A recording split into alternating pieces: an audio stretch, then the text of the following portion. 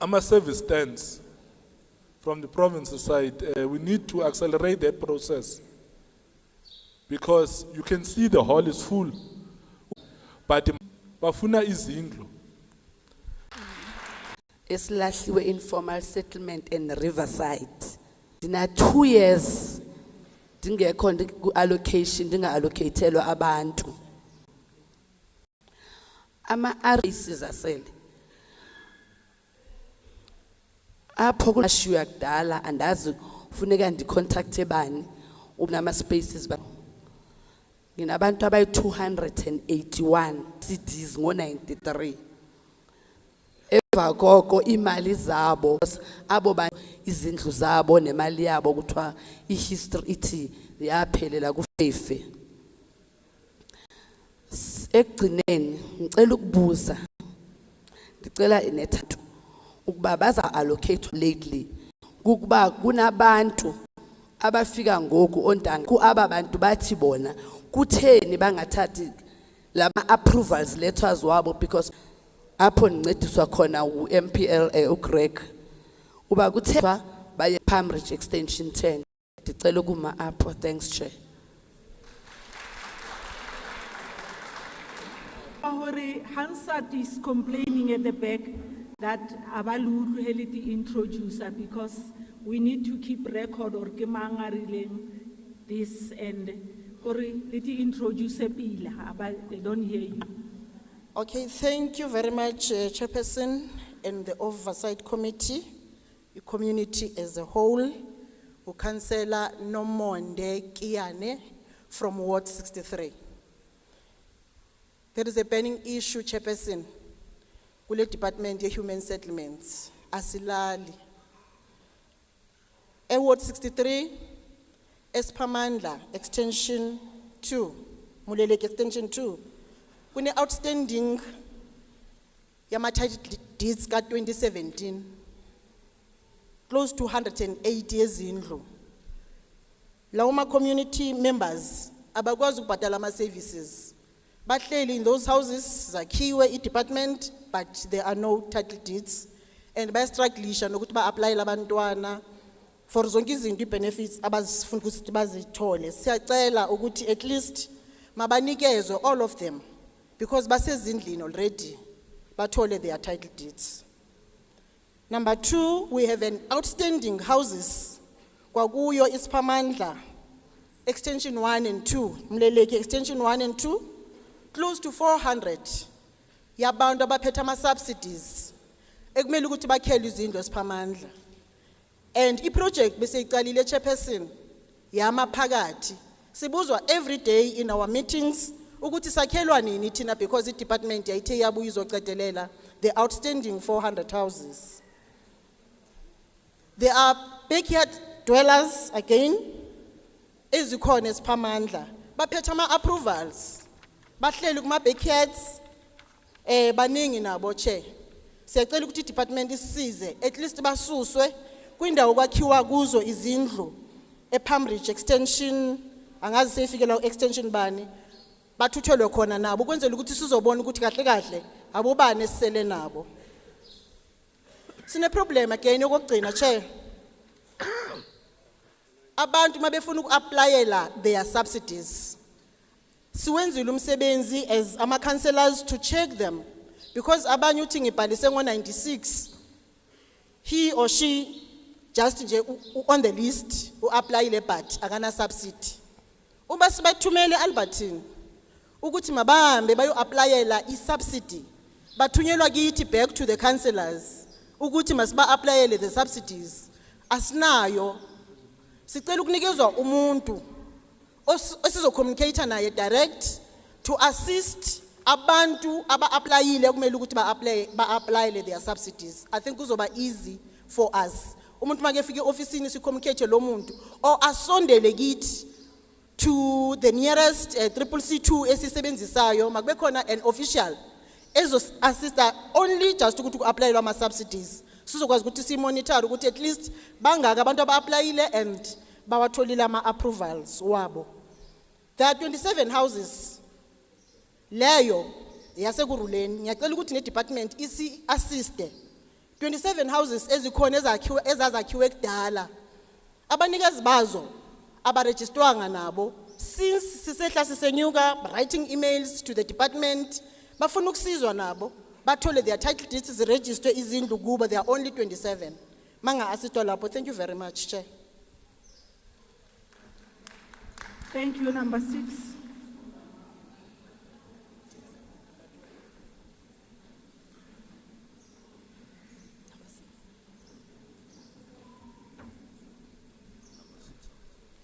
Sanibonani.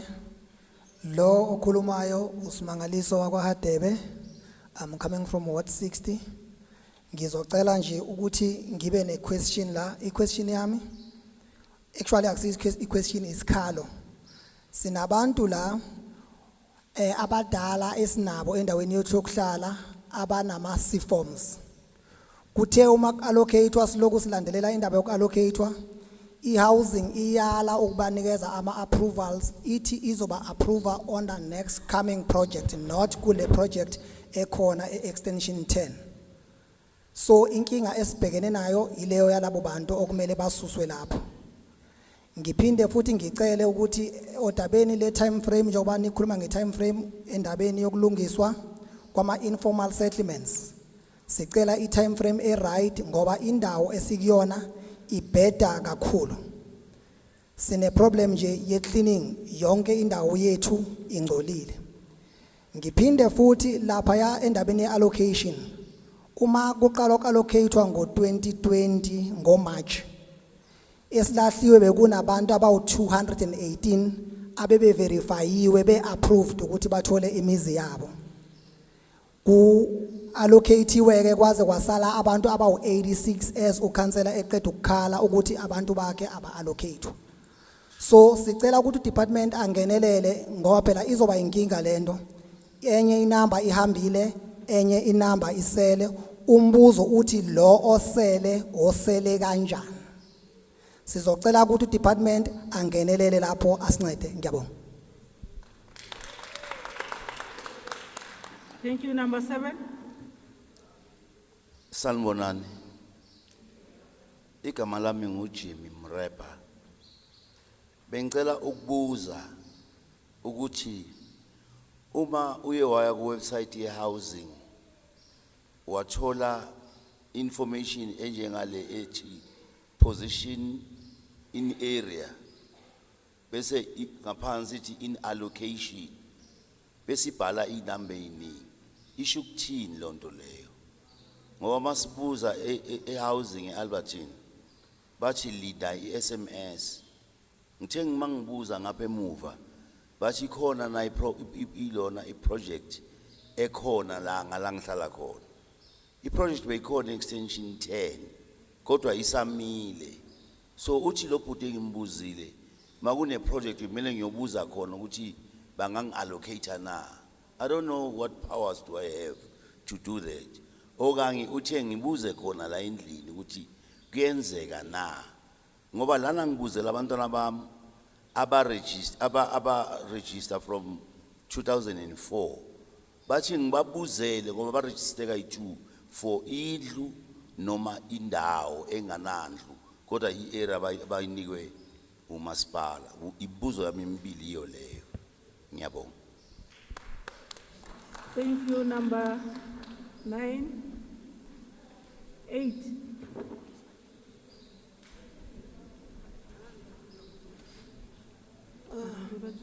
Sanibonani bahlali. Lo khulumayo uPriscilla wakaMutsipe. Ngibuya eWard 60 under uCouncillor Princess Gwenya. Isikhalo sikhona. Isikhalo esibhlungu ngempela. Ngoba ngabhalisa indlu 1997. Even today angikayitholi indlu. Ngabhalisa indlu ngisasemntwana. Namhlanje ngigugile manje sengizohola.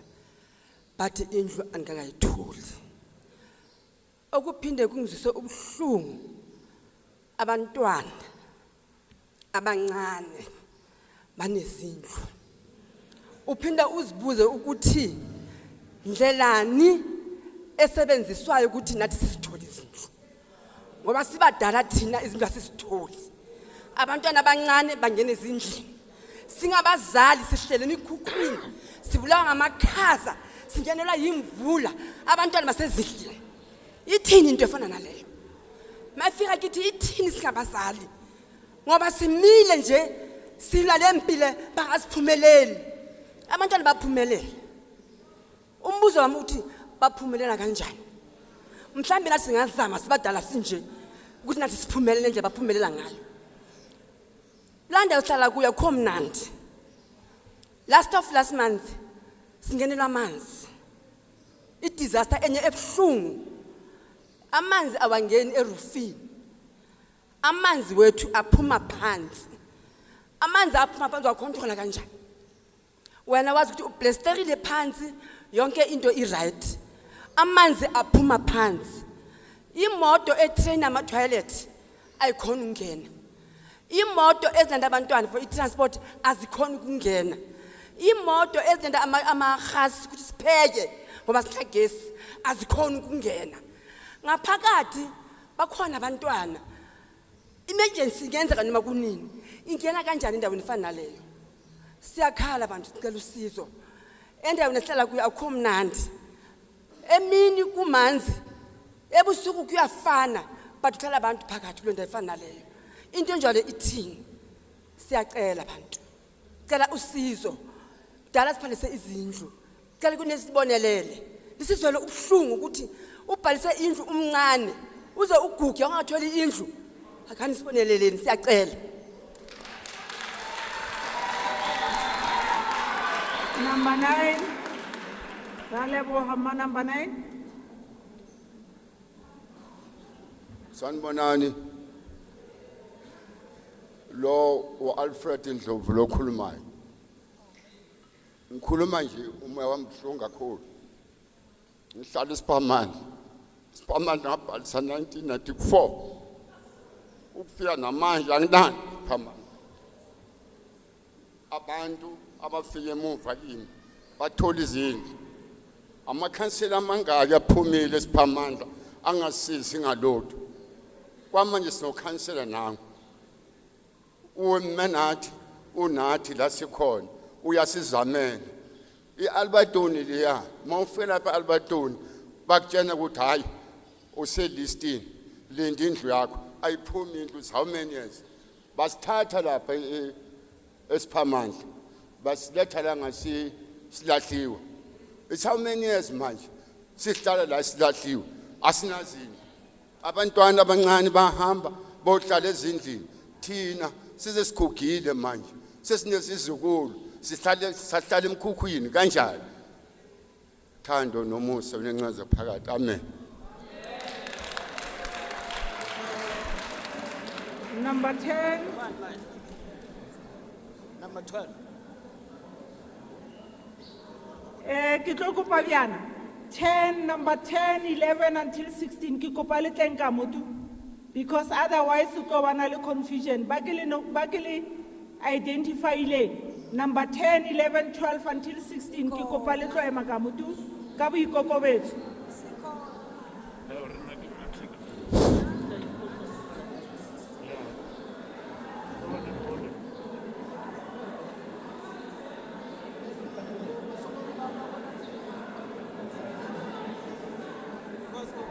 Number 12. Number 12. Okay. Uthi kanjani? Ke kopa la staff, support staff ke kopa le controller numbering, and while ba controller number 10 o ba temele mo pele mo re khona bona. Ke kopa di submissions tsa di councillors. Ke kopa di submissions tsa di councillors. Sanibonani. Mama silahlwa ngabantu laba abaphethe umbhobho. Yibo manje abasilahlayo ngoba umuntu ongazange aphakamise unika umbhobho akhulume.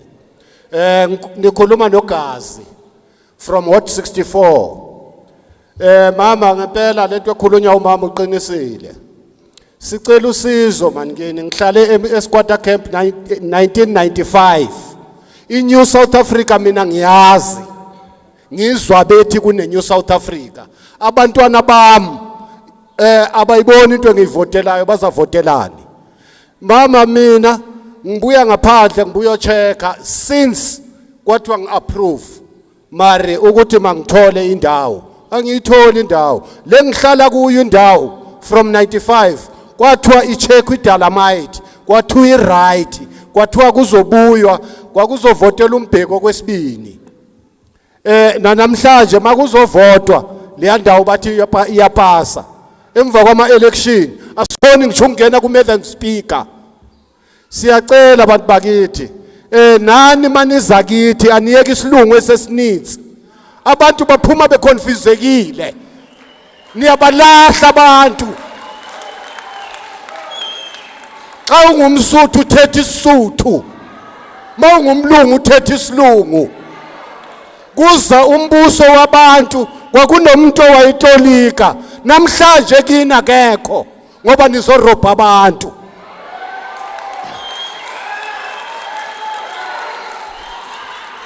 Bantu bakithi mina bengicela lapha eWard 64 iSquatter Camp engikuso sibizwa iZamaland saqale sabizwa iZamazama sachitshwa kwathiwa iZamaland. Sicela ukunakwa abantwana bethu esibazalele pha namhlanje banamapasi siyahluleka ukuthi babavote. Mama suka kuchairperson funeka ezwe kufuneka ezwe sifuna yeneve ngokuba uyomhlabela uzeva kanjani.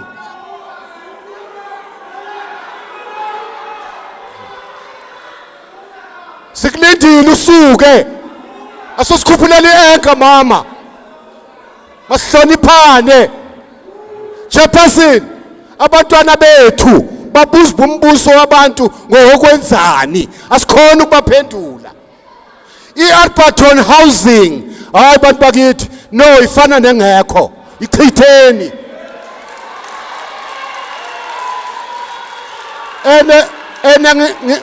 ngine question phansi kwe-first floorers. I-first floorers yanenzani ningayidevelop nje nasi siganga ezantsi kwethutho kubhubha abantu abangaphi kuthemba kwakhiwa amafleti kwafaka umalema esuswa lapha phezulu kwathi unikwa 3 months temporary because unemali akathenga indawo. Namhlanje unkambele lapha iplaza masithi siyayithatha la ndawo sifaka imikhukhu kuthiwa ayivumelekanga sibizelwa amaphoyisa abovalelisa naboholomisa bafike sihleli because of baseduze kwabelungu nibadevelophile. Hayi bantu bakithi siyacela man khaniyeke ukuphenduka abelungu yesibona umbuso wabelungu kunguwo ngcono ubuye ngoba kumanje nina nibhizi nesilungu manifika la akhona omnye umuntu apha njengoba kubuzwa ama question othethe isilungu ayinihlabi na lanto.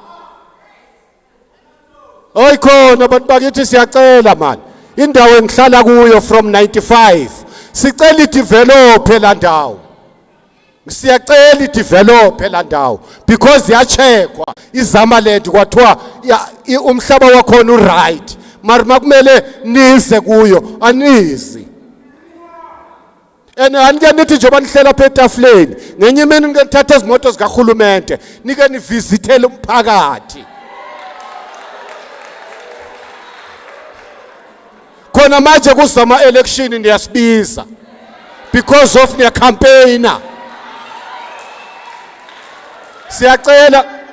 Siyacela ke bantu bakithi ukuthi kanike nisondele ebantwini nibe ngabantu niyeke ukuba ngabelungu ngoba kumanje abantu abaningi la including mina ngiconfused wonke lo mculo benucula pha suvanga thina ngoba kaloku isilungu iyona nto eniyibona phambili.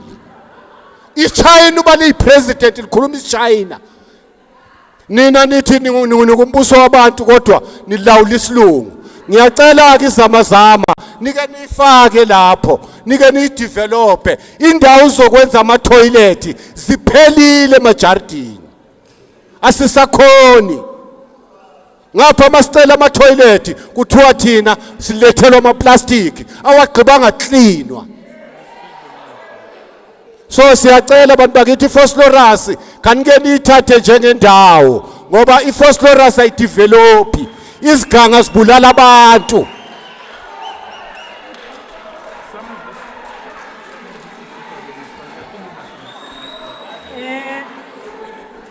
Before number 11, wait, number 11. Number 10. Rakopa emanyana number 11.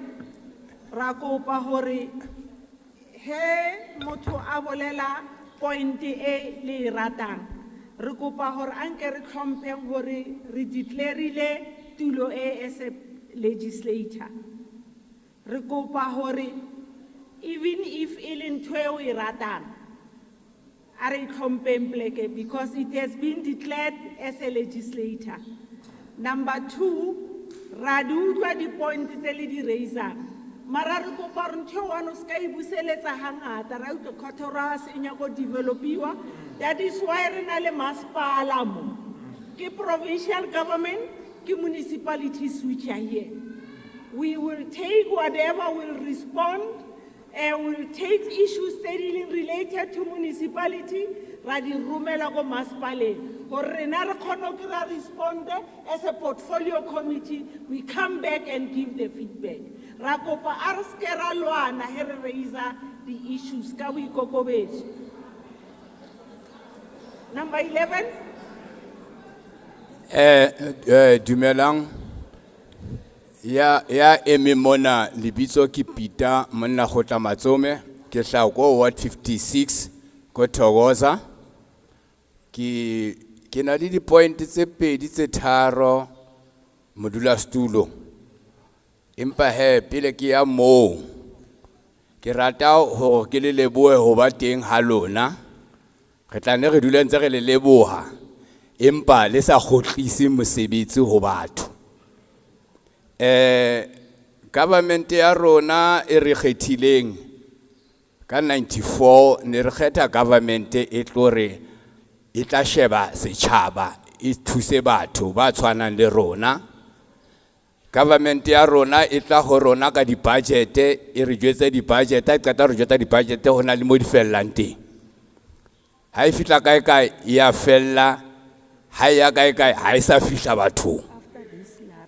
Ha ke tsebe ka pola nkutlisisana.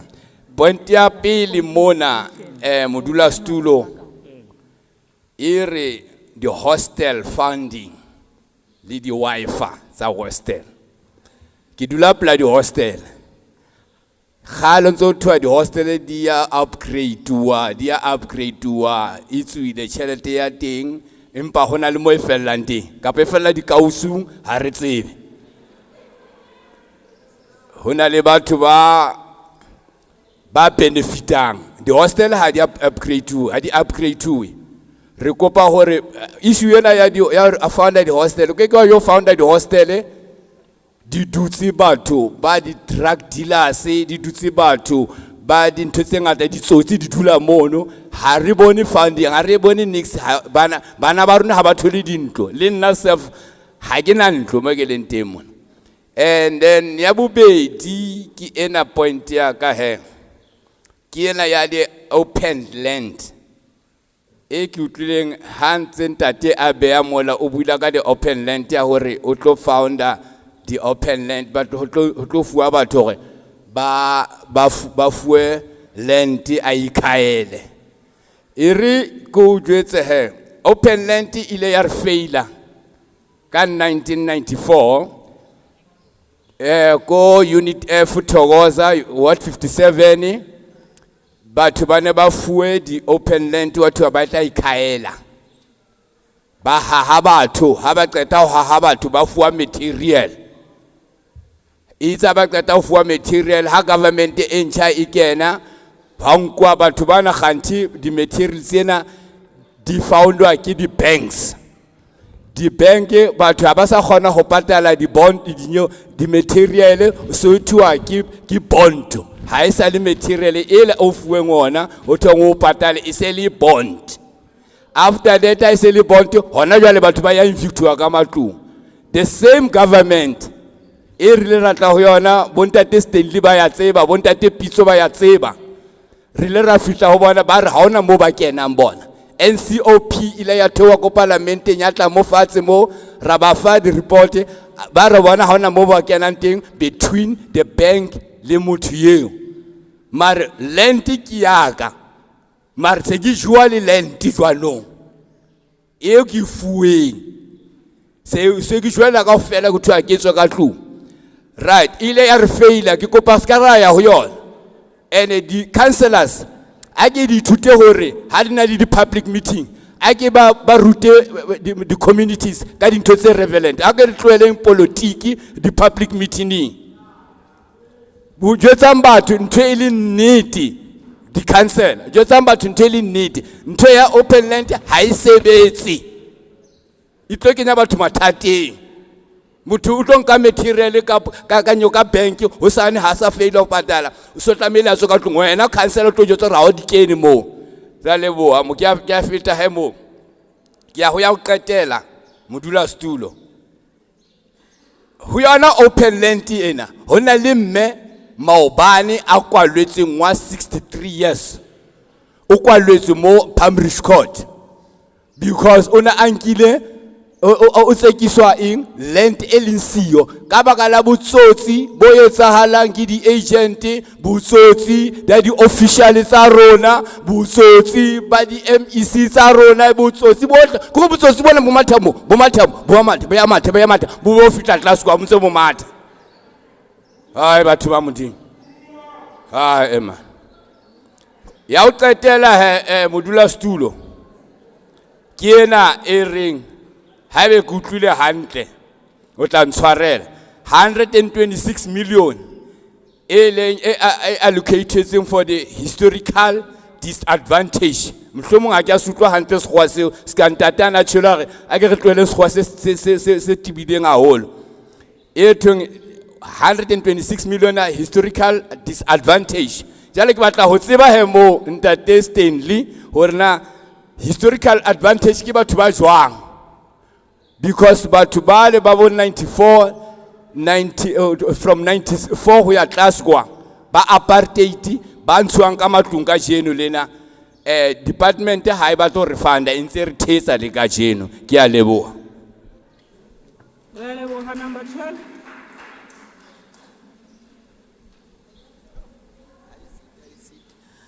Dumelang o bua mo ke Mary Joyce ke dula ka kwa Selahliwe hot 60 nna ke batla tlo kopa ke alla e bila ke batla re ke we fatshe from 1994 re dutse re emetse matlo ke ngodisitse ke sa le ngwanana ka sheko e bile ke khola pension e bile ke tswile le meno ke khola pension ke ntse ke emetse ntlu dololo ki dutse le hona tje ka mo Selahliwe metsi a kena last ke tsa ke robetse lekundwane le la lo matsebe ka hona mokhukhung o ke matha ke o councillor ya ka ke ele ya hot 60 ke fihla ke lwane le yena a re mama ema pele re tla bona re ho etsa jwang ka sheko ke a laolona ke re mathile ramatha le sanbo a so hlokofale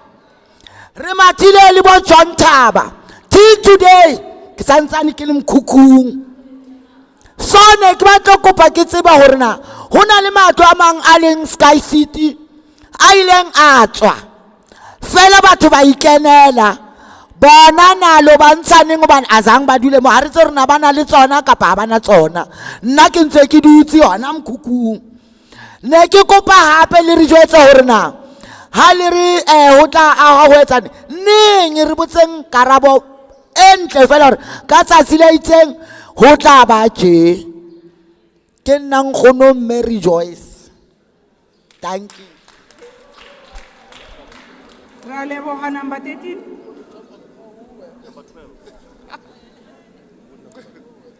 Sanibonani, ngikhuluma no George Mabunda, uhlale Ward 103.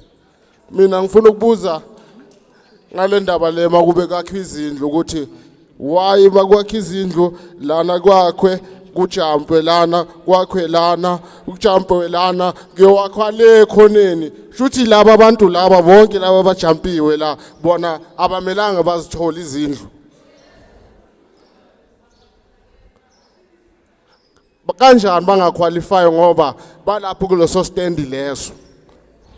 Shuthi bona like angazi kusuke kuyini yenzwa yini basebenzisa yipi format ukuthi manje bakhela abantu abayi3 bese kujampe abayi4 kwakhela abanye le khoneni. Ngifuna ukwazi ukuthi nisebenzisa yipi format ukuyakha izindlu.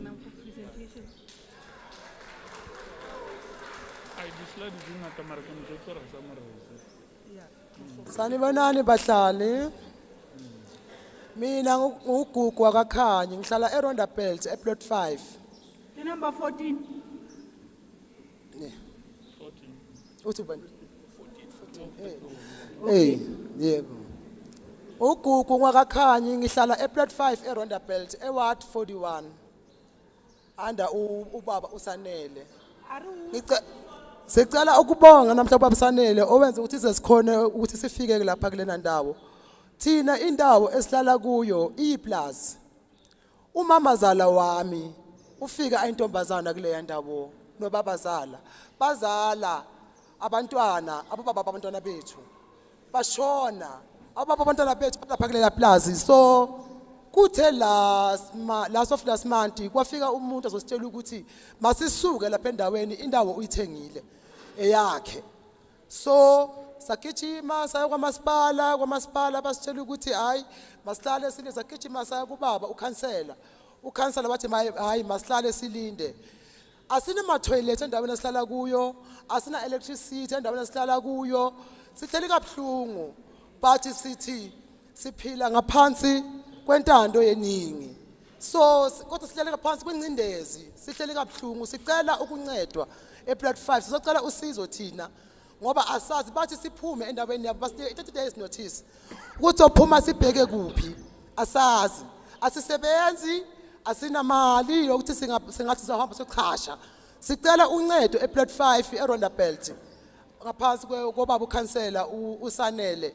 Siyacela nje sizocelela usizo, siyasogola basikhipha kule ndawo. Sicela usizo igovernment ukuthi ingenelele isincede sithole indawo lapho singahlala khona. Number 16, number 15. Dumelang. Madam Chair, ke Ali Modise ke tswa ko Ward 41 ya Councillor Hlongwane. Madam Chair, from department ya gago especially ya ko Alberton. Ke kopa clarity kutlile speaker a bua ka di budget but question ko re budget tseo di fella mo lona rona a re di access. So it will be wise maybe if no gona le circulation before present a budget so that each and everyone a kgone go ba le access to that budget. I tshwere ka letsogo. There is this budget in a rate ba go re gola ba bitsa FLISP. What happened to FLISP? Because of in most cases, if you defaulter before you would apply for FLISP and FLISP would help you or pay off in gago. So what happened to FLISP? And then 3. What's a policy right sizing? Because of initially before, if but to never evict you, they would be right sized to their houses. But recently people have been evicted and then balathelwa ko strateng. And then according to constitution of the country, Bill of Rights ya chore, moto una le right ya hore abele budulo. But recently batho ba sana budulo. Wa defaulter o ntshetswa ko ntle a ona moto o decidang gore o fiwa accommodation immediately and then if fella mo. So ne re kopa gore re thole clarity gore what happened to those policies. Thank you. Number 16. Sanibonani. ma-officials nomphakathi. Bengazukhuluma la but ngendaba yokuthi kunezinto ezishiwa ngaphandle but zonke zihlanganisa indaba yezindlu. Igama lami nguPeterson Mdunyelwa, oyi-deputy chair ye-KTT, that is Cathoras Task Team. Eyafonywa yiyo Human Settlement ngo-2017. Chair then was Mr. Who's this guy? Okay. Putas Tseki. He was the chair, yes, Human Settlement then in 2017. Now, isizathu sokwenza that task team bekudila ngama evictions wase Cathoras. Cathoras means ke thokoza, sprayt kanjalo. But njengoba ngilalele la ngithola ukuthi angizwa umuntu okhuluma nge-eviction. So manje yangihlupha lento ngoba mangibabheka abantu abaningi labancane ngabantwana and baya evictwa abazali abasekho bashona. And okubhlungu umthetho osetshenziswayo maku evictwa laba bantu esibamele thina izindlu zabo, the number is 1069 ehlanganisa wonke lamalokishi. Laba bantu aba evictwayo bonke i-charge i-1 i-trespassing, that is Act 6 of 1959. And as we speak now, there is Act abayibiza ukuthi i-Pi Act that was signed in 5th June 1998 in Parliament to protect laba bantu aba evictwayo.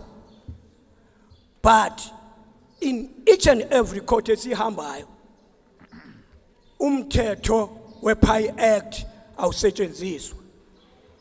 Kusetshenziswa umthetho we-trespassing ongafanelanga. I-trespassing, it's a criminal act, but isetshenziswa kwi-civil matter.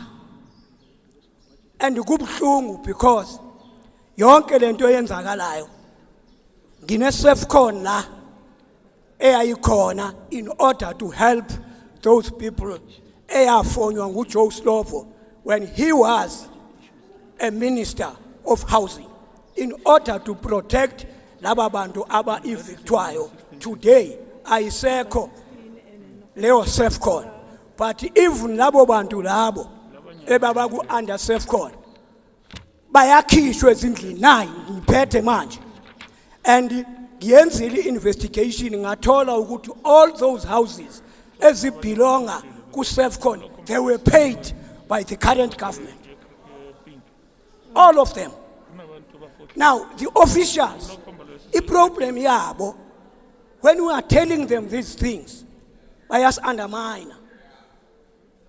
And as I'm standing here quoting these laws, I'm quoting them as Emma courts, and man quote these laws, Emma courts, all the people about lawyers, about quote the miteto, in order to protect these people. How can that be? Kum undermine umthetho owenziwe current government, ku implementwe umthetho ka 1959. Most of you beningekazalwa, fortunately mina besengizelwe. So why? I'm appealing to you officials. Thumelani impimpi masithi siye court ziyobheka ukuthi ama lawyers nama magistrates kungabe benza umthetho ngendlela efanele. Thumelani impimpi just to go and watch and write down whatever ekhulunywayo lapha. Because as I speak, nginobaba ogwetshwe 2.5 years for the trespassing ngendlu yakhe onawo ama documents. But unfortunately, I'm not a lawyer. Sometimes some other magistrates said, you know, yes, ngiyakuzwa what you are talking about, but you are not a lawyer. Therefore, kufanele ilawyer izopresenta ama legal aid siwafunile ayahluleka. Therefore, that is why the appeal kuma officials ukuthi those 1069, please makuzanywe ukwenziwa i-follow up ngazo. I thank you.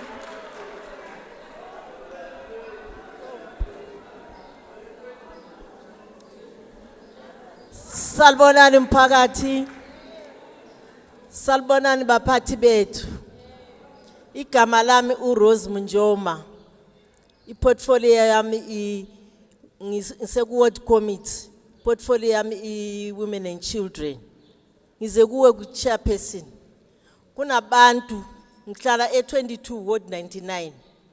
Kunabantu labathatha from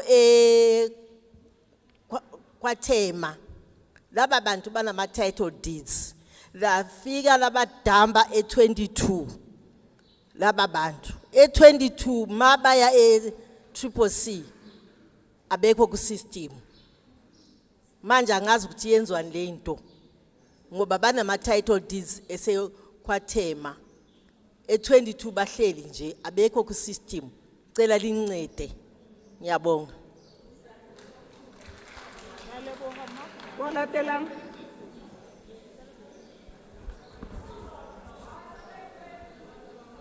Avuxeni. Vito ra mehe ni Rirhandzu Mushwana. Ayithangeng baxoxe. No. Respect, please. The meeting. Sis. Hayibo.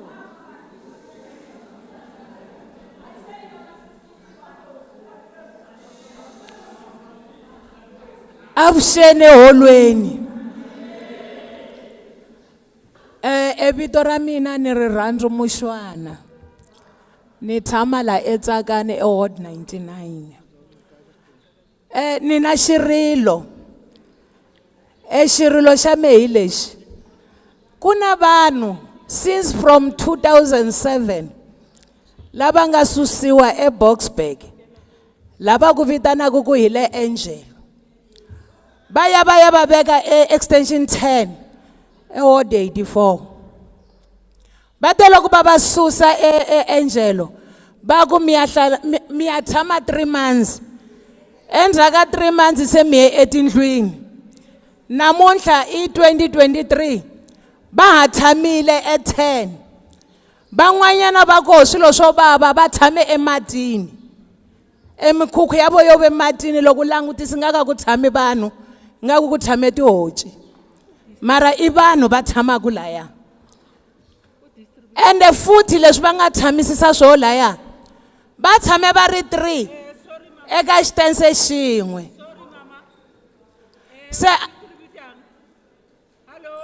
Se a hi kombela ku mi zame ku va mi va pfuna. Abuti.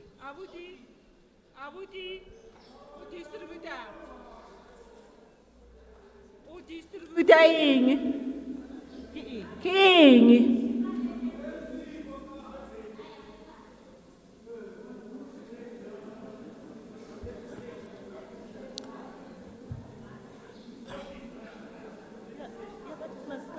Marangeri should come through the chairperson. You can't distribute while the meeting is on. Okay. Continue, sis. Continue, Mama. Nankhensa. Vanhu lava va tshame matini tanihi loko ni vurile no ku va tshame nga ku va tihoci. Ene futhi va tshama va ri 3, 4 eka xitense xin'we va tirhise toilet yin'we endhawini yeleyo.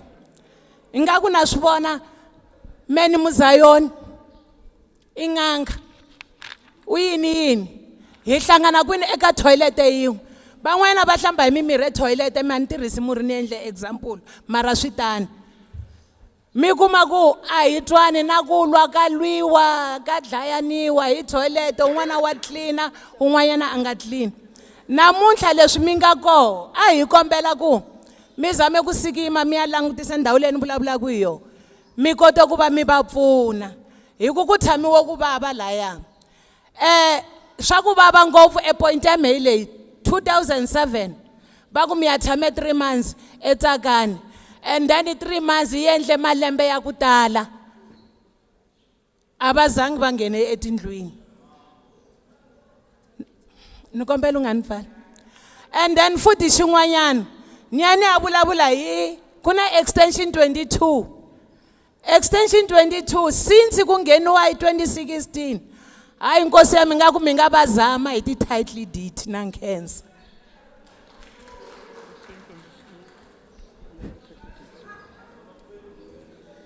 Sanibonani. Lo okhulumayo ucelani wakahlatshwayo. Ngibuya eTsakane eWard 84. Eward lika Councillor uMasina. I-complaint yami ithi sithathwe kaMakaosi 2007. Sabekwa eTsakane extension 10. It means sabekwa in 1 stand 3 families. Sishare i-toilet njengoba uthisi asho. Bas promise ukuthi in 3 months bazokwenza i-reblocking. Okay. Wabuya uMMC uNqumalo. Wazo launcha i-extension 22. Wa launcha ukuthi sizoyi extension 22. Wa launcha i-mega project yaseJohn Dube ukuthi sizoya eJohn Dube. It means i-project yaseJohn Dube kumele ngabe singene ngo-2019 2020 until today yasikaka ngeni. Okwesi-2 i-allocation eyenziwa e-22 ama-official ayasifeyila. Cause mayenza i-allocation e-22 awatsheli ama-councillors cause bafonela abantu direct which is right.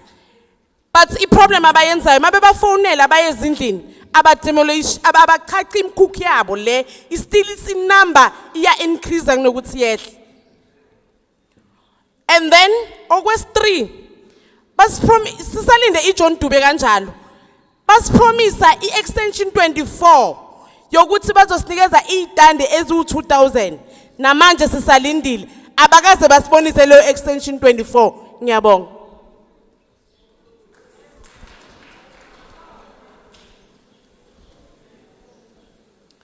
Dumelang. Ka tlung ke Masrame ka lebitso senemi ke Katane. Concern ya ka ke gore potso ya ka ke di-allocation hore di tsamaya jwang. Ward 48 ha so ka allocate-wa ke re le even a single person re fonetswe ke housing department ka 2021 ba re signisa di-housing subsidy ba re emele di-allocation re eme since from 2021 ra ba approved ke tshwere form ke ha o re romella ka ntle hore re lo batla thuso ba re khutlisetsa back to Albertine e ile hore ha re thusi ka next so ha re tsebe hore thuso re tshwantse hore re ithole ho bomang cause Albertine e re senda pillar to post so matlo a rekiswa modula stulo mo matlo a rekiswa ke na le bopaki ke na le audio ke tswa ke le Ward 48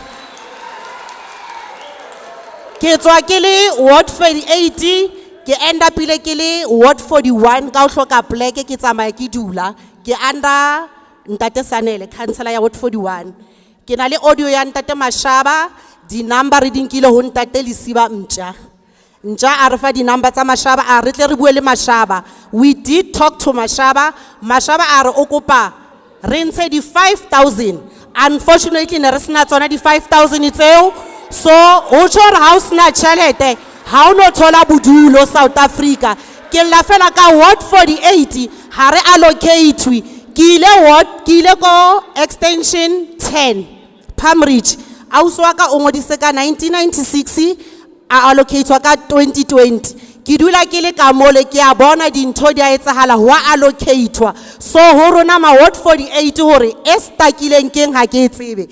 Pampiri e bontsha hore ke approved ke e. Khale ke le approved mara ho thata hore allocate hore e kana kana e re entseng ke. Ke a leboha.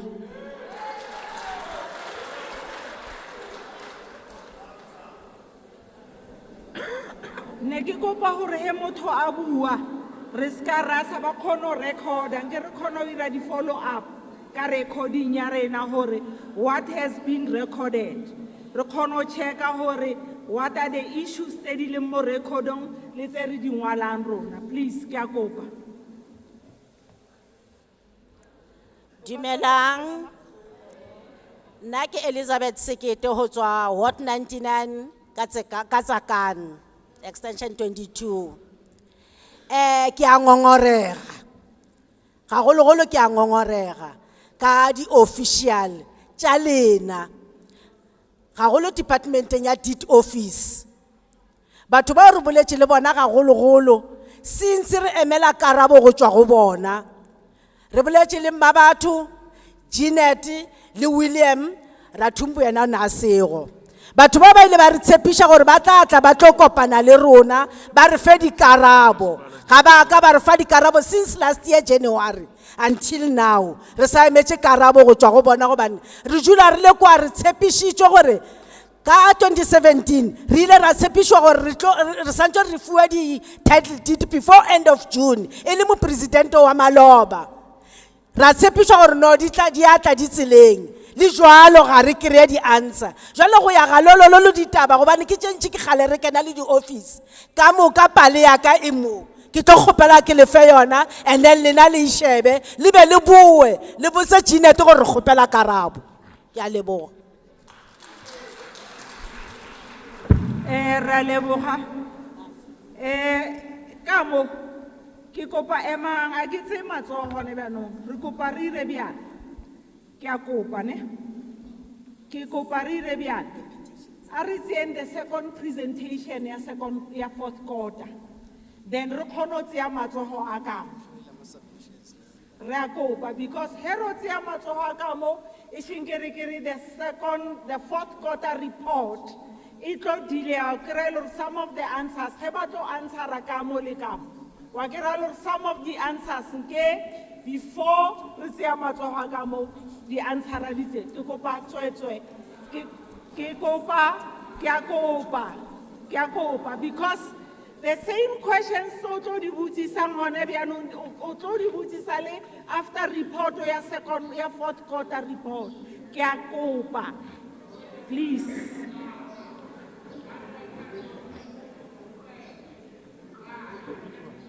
Re kopa presentation at the fourth quarter report of the 2022-2023 financial year. Then when Herodzia Matsohoro started up.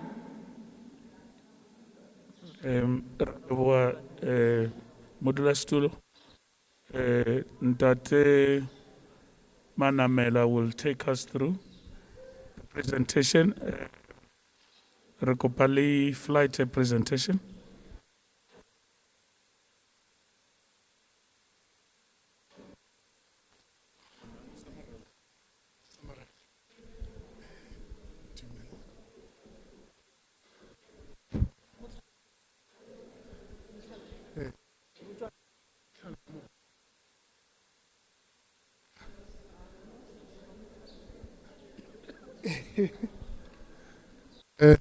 Ntate Manamela o tlo re direla presentation ya the fourth quarter report on the 2022-2023 financial year. Over to you, Ntate Manamela. Re ke thome ka o leboga. Ke dumedisa hape personnel committee members and yeah, demand. Okay. Ke tlo ira fourth quarter report ya department and then ke tlo summarize ka gore ke a bona ka re nako ile and the question ke tse dintsi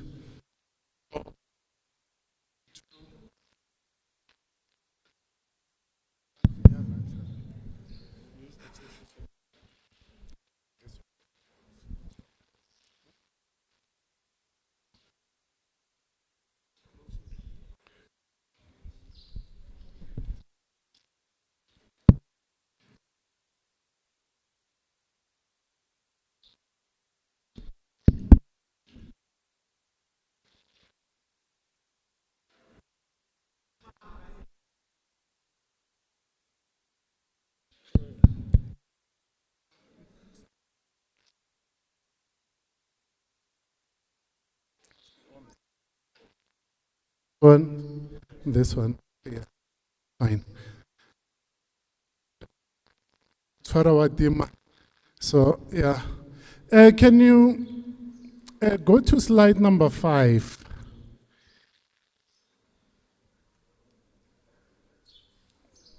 Okay, no, before slide number 5, here, go number 3, that one shows the colors. Yeah, this one. So, mo departmenteng re na le the plan. We have an APP, which is annual performance plan, that we use to implement our program accordingly. So that APP, the department through the indicators, and then those indicators they have the targets. So now, hence the presentation, re tlo bona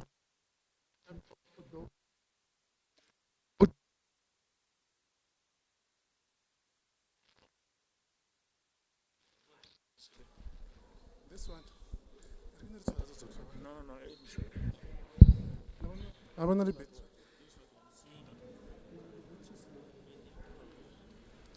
Yes.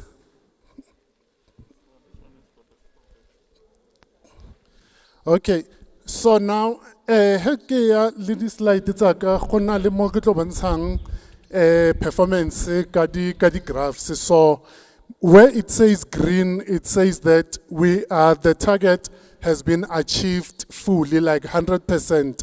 And then where it shows red, it means it has not been achieved. So usually we would use another color, a yellow, that shows or no, we have not achieved the Mara, we are slowly getting there.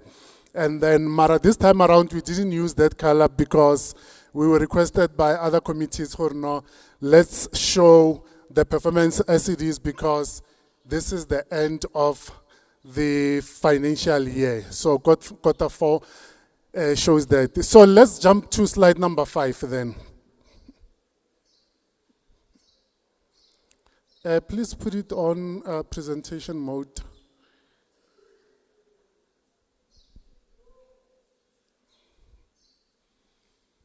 Okay, so we are saying as a department for this year or in quarter 4, we had 47 targets. And then out of the 47 targets, 14 were fully achieved, and then 33 were not achieved. So the 33 that was not achieved comprises 70%, and the 30 that was achieved, or the 14 that was achieved comprise 30% of the targets that we have set. So, out of the unachieved targets, Renale, they were achieved, but they were not fully achieved. Like, for instance, Nerawatloa had included 1,000 in a year or in a quarter, but we ended up building include 999. So we don't count that as a full achievement, although the people are receiving the services, Mara, we don't count it as a full achievement because hona le melao e leng hore e laola planning le reporting in the public sector. Re na le Auditor General who will say to us, Mara, you cannot say Ntwe is fully achieved when o shota ka one. So nekere ke ire it's like disa tloga gore sa re fitla ko pele ra thoma ra makatsana.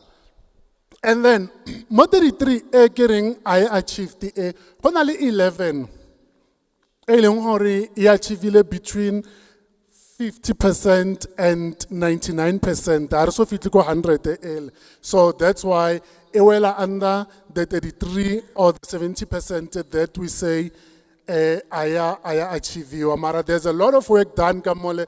There is a lot of money spent in that 11%. So chale that thinking, so Oscar no, let's not say why we spent this much, whereas we didn't achieve 100% of the targets.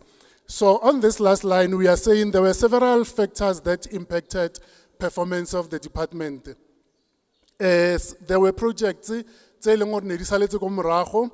And then when I the plan, it's they were submitted, but they were rejected because dinale matatanyana out, tshwanetse di lokisiwa.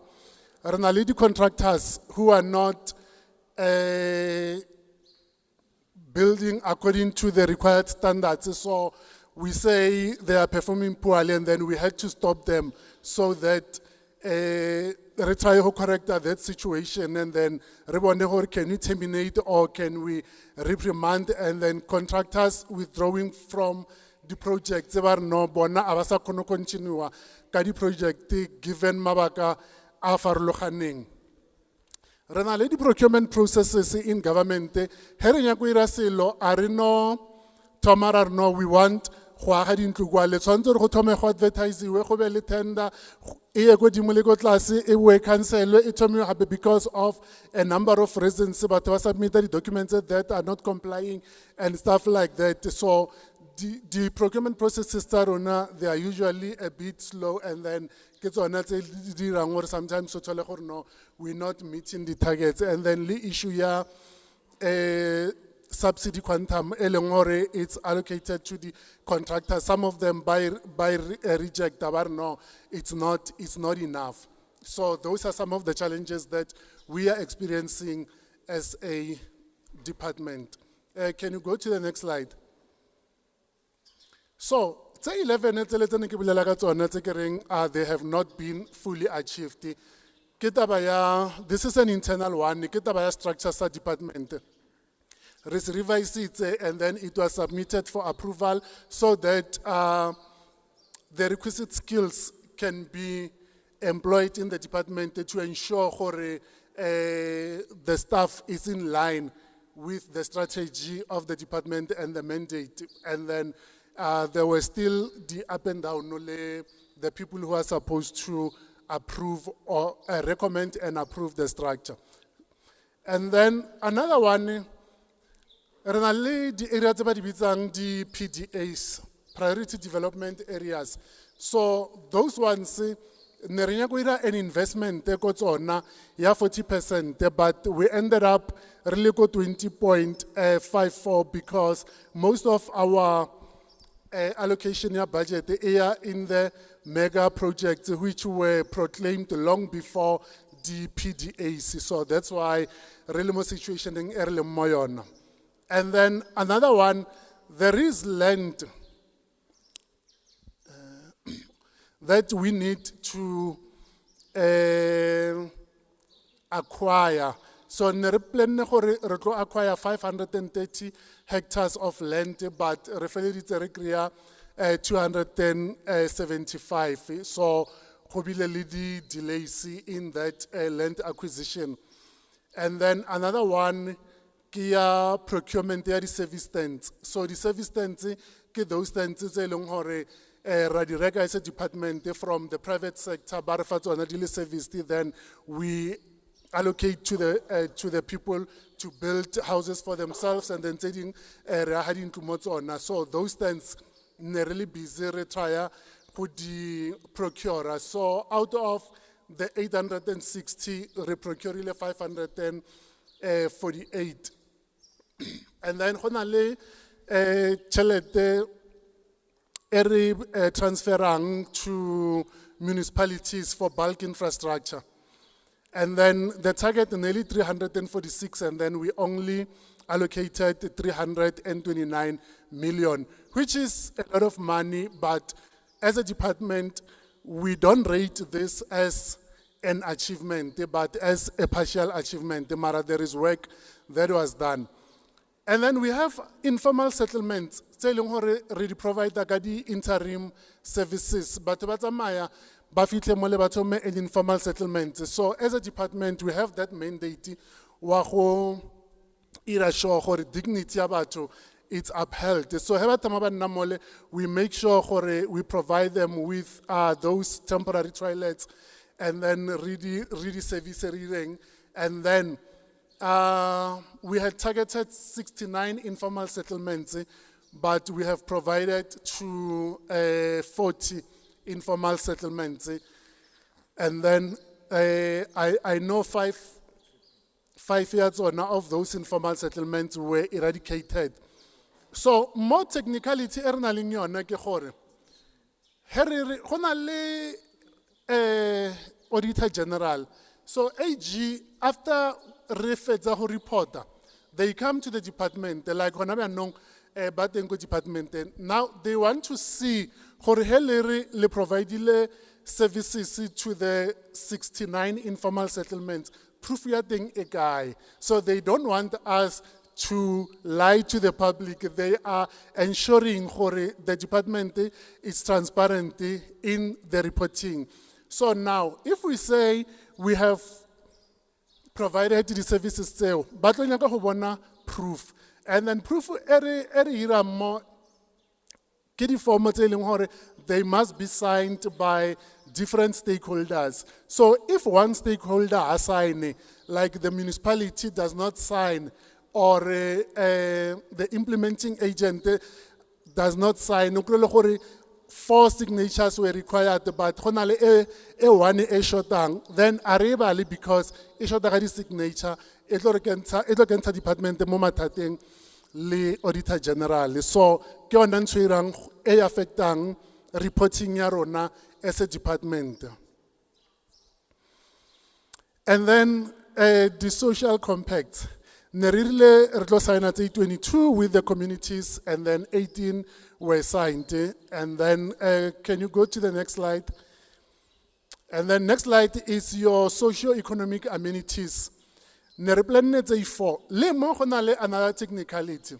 We have planned tse 4, mara problem ya rena ya ba gore during planning re di biditse ka mabitso gore re tlo ira X, Y, Z le A. But then during implementation, because of the different challenges there ban le tsona ka mo gongwe go ba le di delays, then we said no, let's do B and C. And a B and C next thing during planning ka A, B, C, ka X, Y, Z and A. So that's why now re feletsa re irang re reporta tse pedi tse although di rilwe di fedile ke di community halls, a re kgone go di reporta as an achievement more because of those technicalities tsa di tsamanle auditing. And then the block projects, go na le dintlo tse leng gore se le di emisiwa, and then ne re rile re tlo complete tse 692, mara re feleditse re ile 357. And then yabu 11, which is the last one, ke number of allocated houses. Nerinyako allocated 6,500 houses, but we ended up allocating 5,762. Mara problem ya rona mo ke gore re allocate as we receive. So hentlu ifela ya allocatiwa, so more there were lesser houses to be allocated. Please go to the next slide. Okay, not this one. Rafita Mayona. It's an issue of the technicalities. So Ndade Mikey, when he was presenting, budget yarona according to the programs. So let me report the program. For program 1, there 11 planned targets, and then 4 were achieved, and then 7 were not achieved. So we achieved 36, and then 64 was not achieved. In program 2, we achieved 50% was not achieved. In program 3, we achieved 15%, and then 85% angera kona hui fikhella. In program 4, we achieved 37.5, and then we didn't achieve 62.5. And remember, Herabulagari not achieved. They were partially achieved. Some of them, 90%. But we are not counting them as achieved.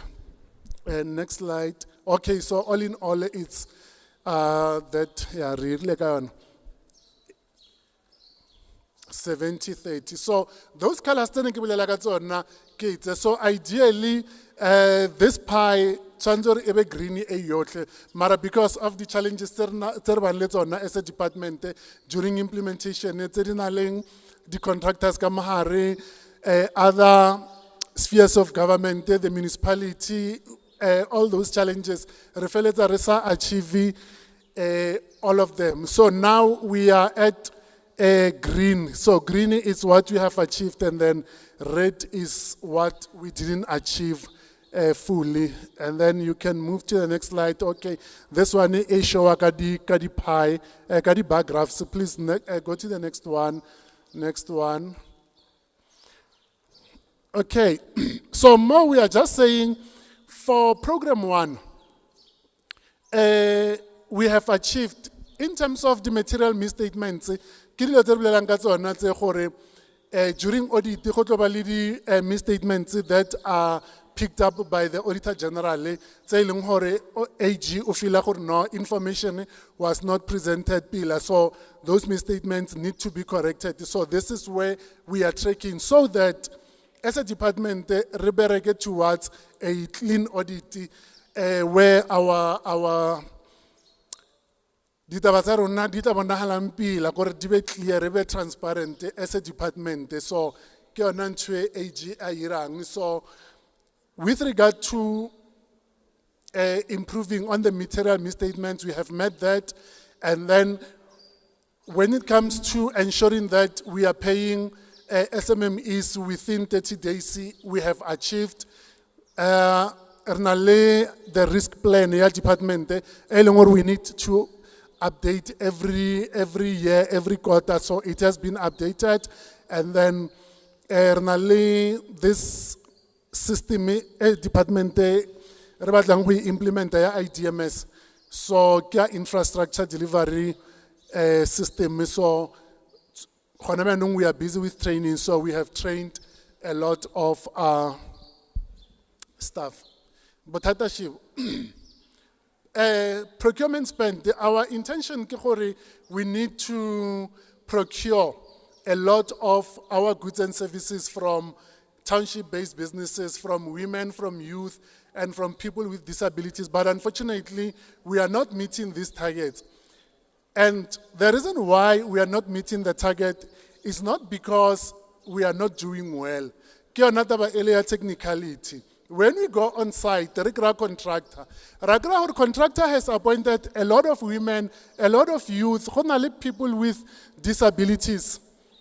And then a lot of our procurement is done Kodi township-based businesses. Mara the problem ke gore information POE or a portfolio of evidence, hey, it's a clear no women babakana ba appointile in our construction projects, youth in Heli babakana, and then people with disability in babakana, because information is already given subcontractors. So we end up not reporting fully. But as a department, we are working towards improving that. Okay. Okay, this one, again, that pie graph. What we have achieved or what we didn't achieve. And then program number 2, go to the next slide. Okay, this one, Leona, the number of indicators that were achieved and then those that were not achieved. So, achieved 4 and then 4 was not achieved. And then go to the next slide because these are mainly internal issues. So, in program 2, we are halfway there. Next slide, please. Another one.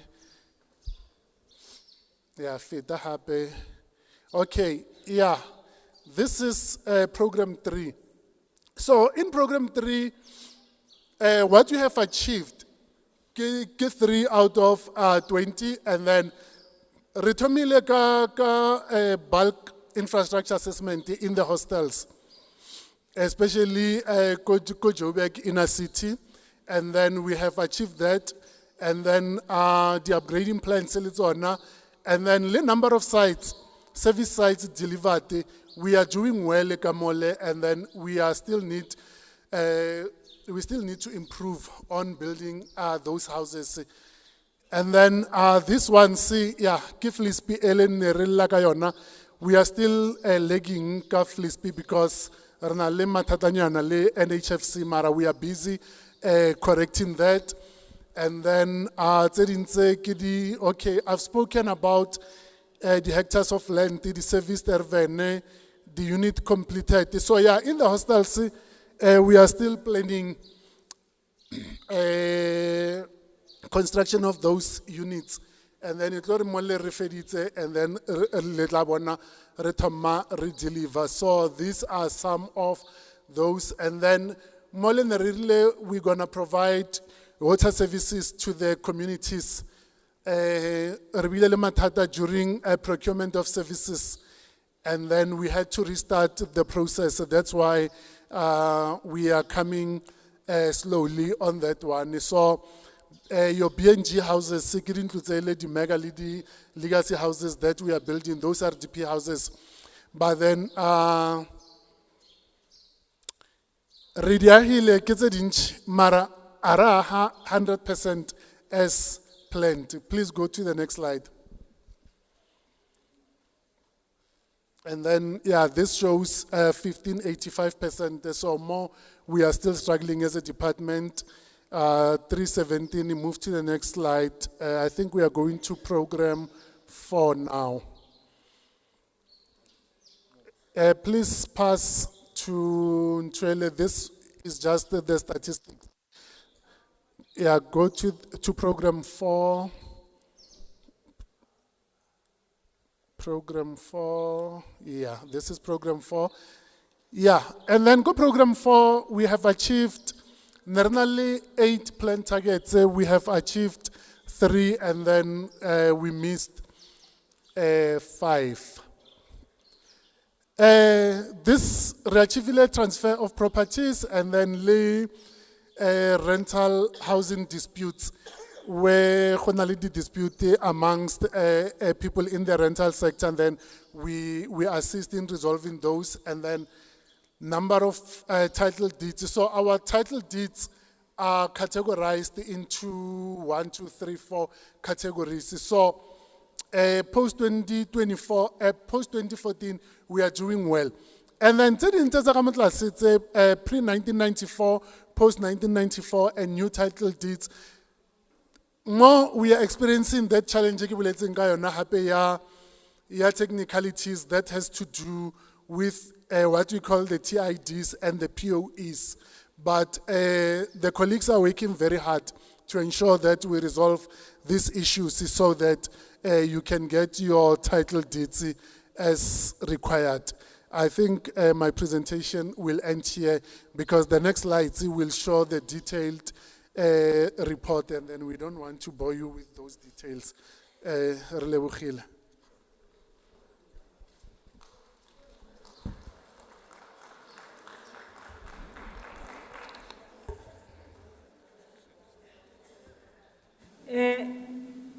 Raleboga Ntate Manamela for the presentation here, the fourth quarter performance report of the 2022-2023 financial year. Stakeholders, every quarter, the department is submitting their performance report to the portfolio committee in terms of the program sabo. Now, this performance report was analyzed by the committee. We have sent the questions to them in terms of some of the things recently, in terms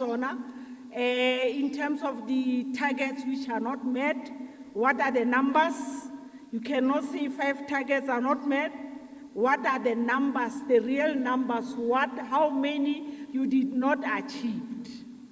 So, I wanted to explain to you, this was the performance of the last quarter of the financial year 2022-2023, March.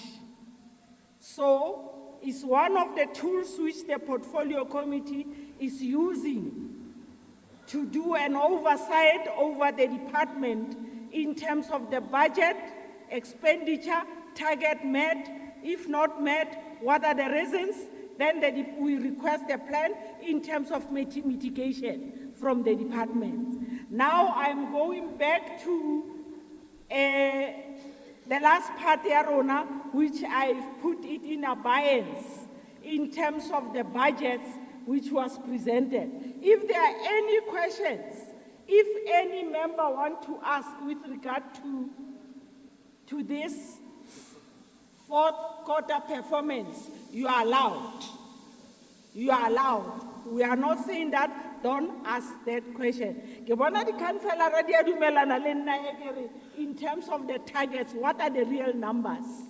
Yeah, we will give them the chance so that they ask, because some of the targets are affecting them in terms of their awards. I'll now note the hands this side.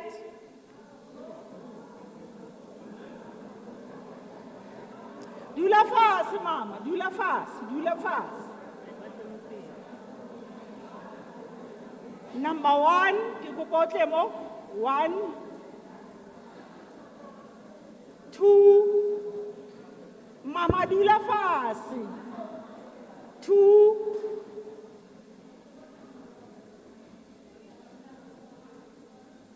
3. Kikopa ESO line in it. 4. Yeah. 4. 5.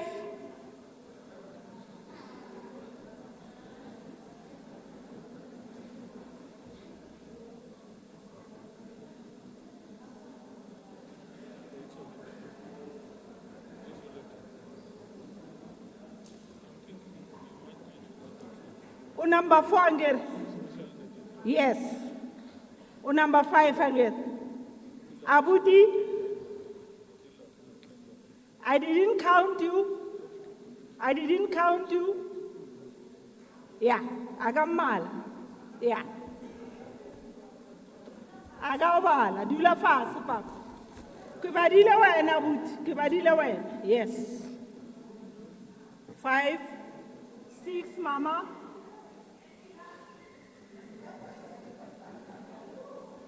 7, 8, 9, 10, 11. Yeah, 11. Are 11. 12. Kimo papa, kimo. 12, mama Emela 12. 13. Ikupa Maka, udile fast mola batamelo mola number 13, udile fast. 14. 15. 16. Wapra white, 16. 17, mama. 18.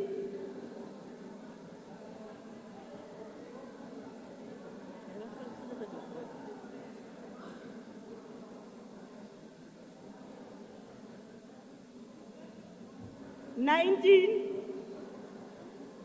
20, Abuti, 21, or 21 Abuti, 22, yeah, 23, Nafas, mama, 23, Nafas, 24,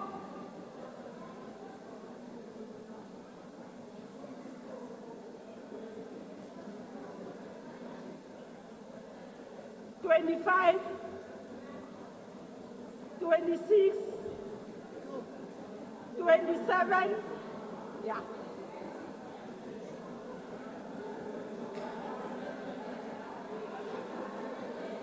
What's a lot? 28, 29, Kiko Palidu le fase. 29, 30,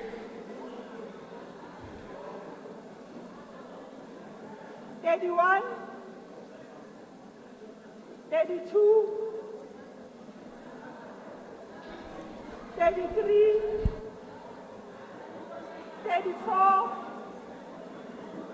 35, 36,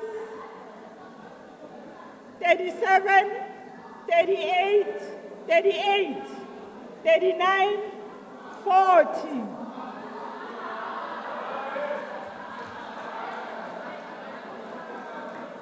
40. In that order, ke kopa le di-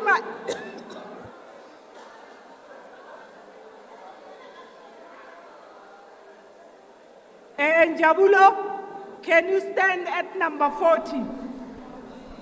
Number 1?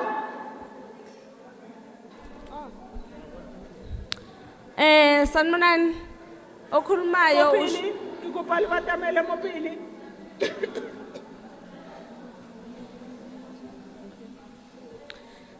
Okhulumayo uShonsani wakaMagalmele ophuma eFosloras informal settlement iSomalia Park eWard 45. Engizokhuluma ngakho ngicela ukubuza ngeextension 4. iSomalia Park from 2018 kwathiwa izo-relocator to extension 4. Bathi iproject yakhona izoqala 2018 izophela 2021. U2021 uphelile but iproject ayikapheli. Kusafakwe nje isuka kuphela. Phezu kwa 86 million ephumile for leyo budget. Iphelile leyo mali leyo. But akayenziwa nix kuleyo project leyo. So ngicela ukubuza ukuthi kini ama officials niyaya yini kulama projects eniwakhiphayo niyo check ukuthi umsebenzi uphelile noma kanjani. Number 2, ngicela ukubuza ukuthi i-database niyenza senikhipha abantu niyoba relocator na noma niyenza before, cause iSomalia Park ayikho i-database yalabo bantu okumele baphume eSomalia Park baye extension 4. So ngicela ukubuza kini ama officials ukuthi niyenza before noma niyenza after. Ngiyabonga. To number 2.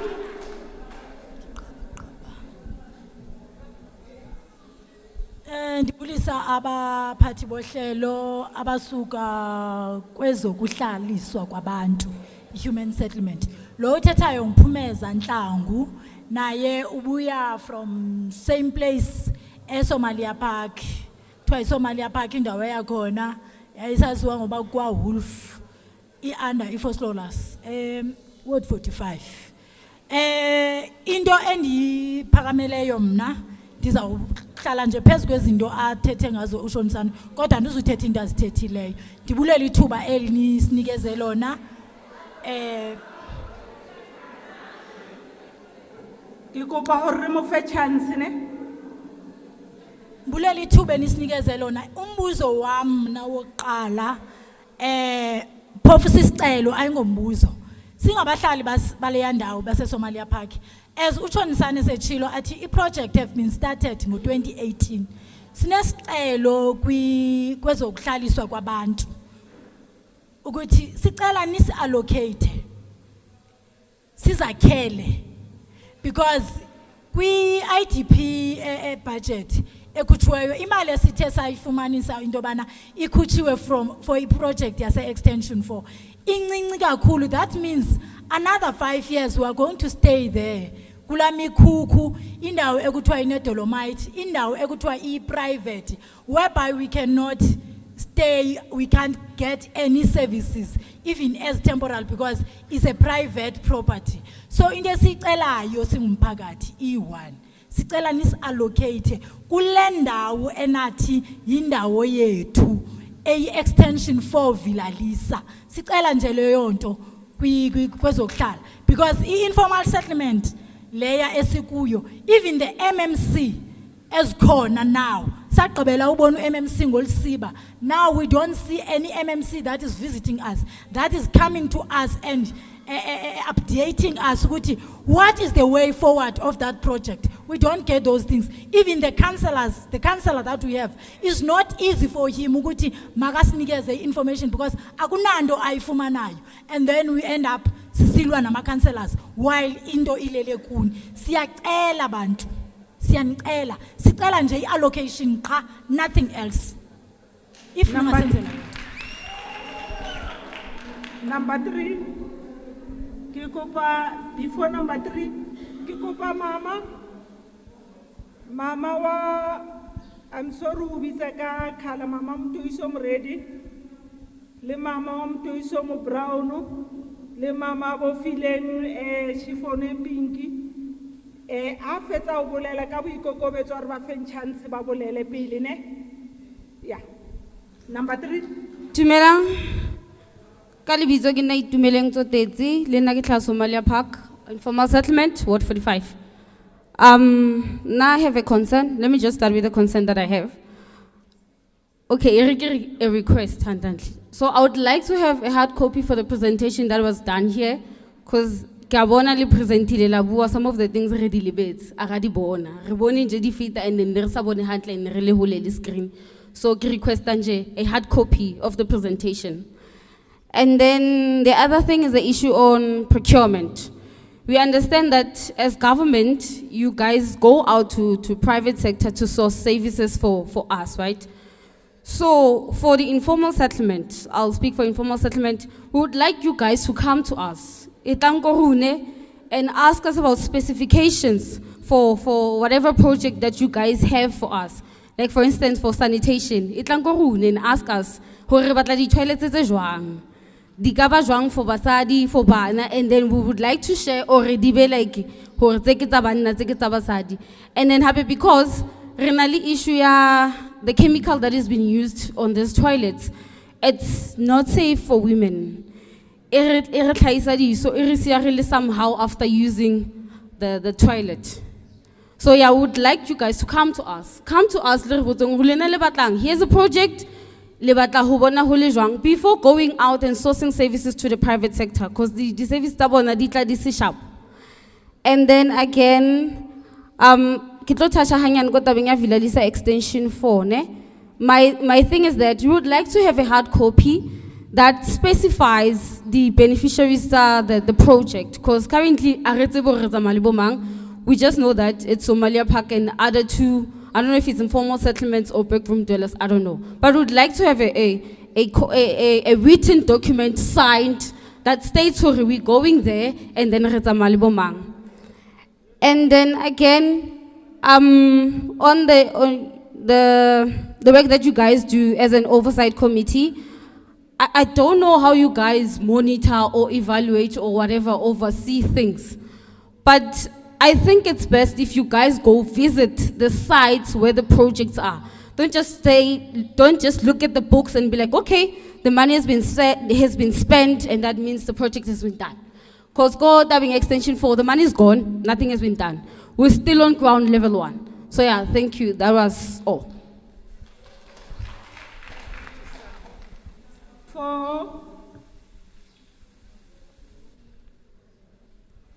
Sadmonani, kamalami ngunokuthula Thathi, ngiphuma ePhumula, extension 40, Ward 41, kuSanele Hlongwane. Mina nginesikhalo lana, isikhalo sami sithi sihamba phambili singabantu abama-disabled, but not. Ngibhalise 2014, mangibhalisa 2014 ngi-approvile, but angayitholi indlu. Khona one of our friends othi yena ubhalise namhlanje ngayikusasa wayithola. So angazi ukuthi kwenzakala kanjani. And then ngaya eJoburg eGandhi Square, bathi siyabhalisa thina abantu aba-disabled, basibhalisa nge-500 rand. Immediately asisebenzi. After then basinika isiform, ngiphethe isiform, ngiphethe. So ngamangala ukuthi abanye abanayo nesiform, but izindlu banazo. Bathole mahala izindlu. So thina senziwa kanjani because bathi siye sijampise as now umphathi wethu ungijampisile bengunumber something there back wathi jump. So my right ithi bathi siyajumpa. Kanjani namanje ngenayo indlu. Thank you.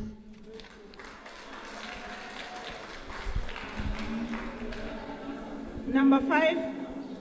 Molweni bahlali. Ngumama Maria nomzwanele Mkhwetyana lothetha apha. Kwisector yabogogo nama disable. Ya ndibabhlungu nxa ndime apha. Njengokuba lo mntana ndimbona. Ndibhlungu kabi. Ndim ophethe lo sector leyo. under kukhansela uMadlala eWard 95. Bomama bahlali abaphambili, ndiyanithanda bantwana bam. Ndihlala ndisitsho kwezi meeting, ndithi ndibuya eStakespruit, akho nto ndithanda njengomntu. Nina njengoba nihleli apha, nihlalele thina namakhanselas wethu. Andizowashiya mama lamakhanselas. Ayasokola, awazifumani izinto ngexesha lamakhanselas. Ithi ke ngoku into nabengazifumani abahlali njengoba nibabona apha balise amakhanselas. Ngoku ndinela khansela lami enguMadlala, ndiligadile mama, ngoba ngantoni uyathukwa umntana womntu. Ndithi no, bahlali kukho itafile ezingaphezulu, asanubathuka ababantu. Ababantu bamele izidingiso zenu, ningabachisi. Ukuma kwam apha mama, ndizowuma ndithetha nani niyitafile. Okokuba ezi zinto esizithethayo apha, ndiyacela mama okokuba mazenzeke njembusisi esitsho apha ecaleni kwakho esithi masikhe size nezinto sezirayithi kubahlali, ngoba ezi zinto zi-issue kuni, sitsho sinizonde kungafanelekanga. Bahlali, umntu mayethetha makathethe into emtyayo endlini. Mna iyandidla ngoba mama ndinomntana otyiwe yimpuku, amagundwane, owe-disable njengoba ndibona lo mntana. Utyiwe zimpuku mama, sinokhansela nomnye ukhansela ongunathi, ndiyakholwa ngowase-44. Sizama okokokuba kufika bona abantu abafana nana babe human science circle women. Ngoku xa befika sibhalisa abantwana, lo mntana ude wabhubha mama. The child is die. Umama ushiyekile. Ndicela into enye kula mama njembe shiyekile. Uyandihlupha endlini. Uyandihlupha la mama, uyagxothwa ngubrother wakhe. Ulaliswa emkhukhwini. Ndiyacela ke mama, lomnye owala emampudi kuMadlala ushiywe ngumuntu wakhe, uhamba nge-wheelchair. Zitya bani ezo zinto mama? Zitya bani? Uhamba nge-wheelchair. Omnye uqashile uyi-age yam, la tata omkhulu uyagxothwa kwindlu nendlu akaqashe kuyo utata uJabulani. Ndiyacela, ndimisa nje ukucela, cha eyenye into ndiyanithanda, nihambe niyosicelela. Madlala, nawe ubukhona, nathi ubukhona, nawe Nantsika lo wase-41, uba nikhona bantwana bam, qinani ukuzetafileni.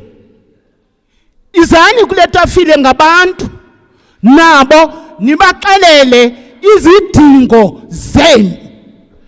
Iyahla ke ngoku ekarhade bekamthimkhulu ekabhungane kamafuzafulele. Iyahla ke ngoku. Ncwele mama, ncwele Nontoro, ndiyakuthanda kabani. Number 6. Dumelang kaofela. Lebitso la ka ke nna Selina. Kopa re fe ba bang chance le bona ba kgone ho bolela. Dumelang kaofela. Lebitso la ka ke nna Selina, ke dula extension 9 Pamrishi. Ntho e ke tlileng ho yona, ke tlile ho lone le tafole. Re na le issue ya batho ba mapolasing. Ha ke tsebe kapa ke shebise ho Ntate Stanley kapa ke shebise ho lona kaofela. Batho ba mapolasing ha e sa le ba ntshwa ka mane ka mapkamle ba dula ka teng ho haua dintlo. Le kajeno ha ba so haelwe, lebaka keng ha re tsebe re la ka ra tshwara meeting le bontate Matlharo wa masepaleng le yona housing ha hona ntho e etsahalang ha re ya housing ba re ya masepaleng ha re ya masepaleng ba re ya housing ha re tsebe na tshwantse re balele kae re thuswe ke mang ke a leboha ke kopa thuso.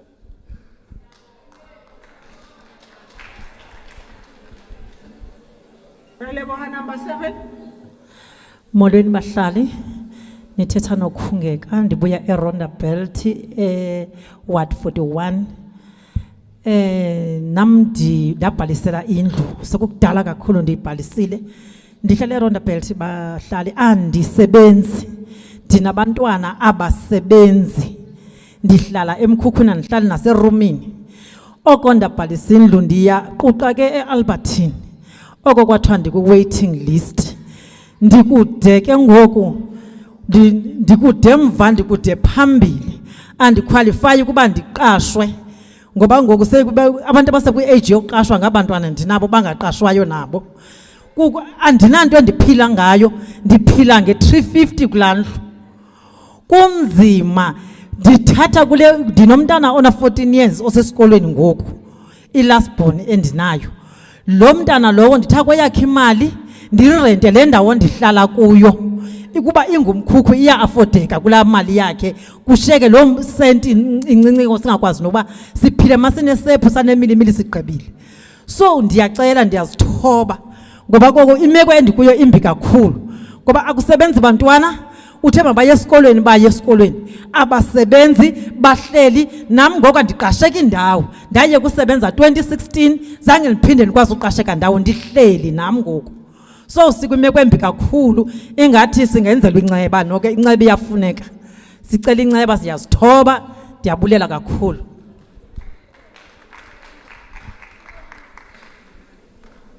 Re leboha number 8. Molweni bahlali. Ndiyabulisa apha etafuleni. Mna ndizawuthetha nje izinto ezimbini kuphela. Kunabantu ndihlala apha e103. Igama lami nguNobhatyi Vuyiswa.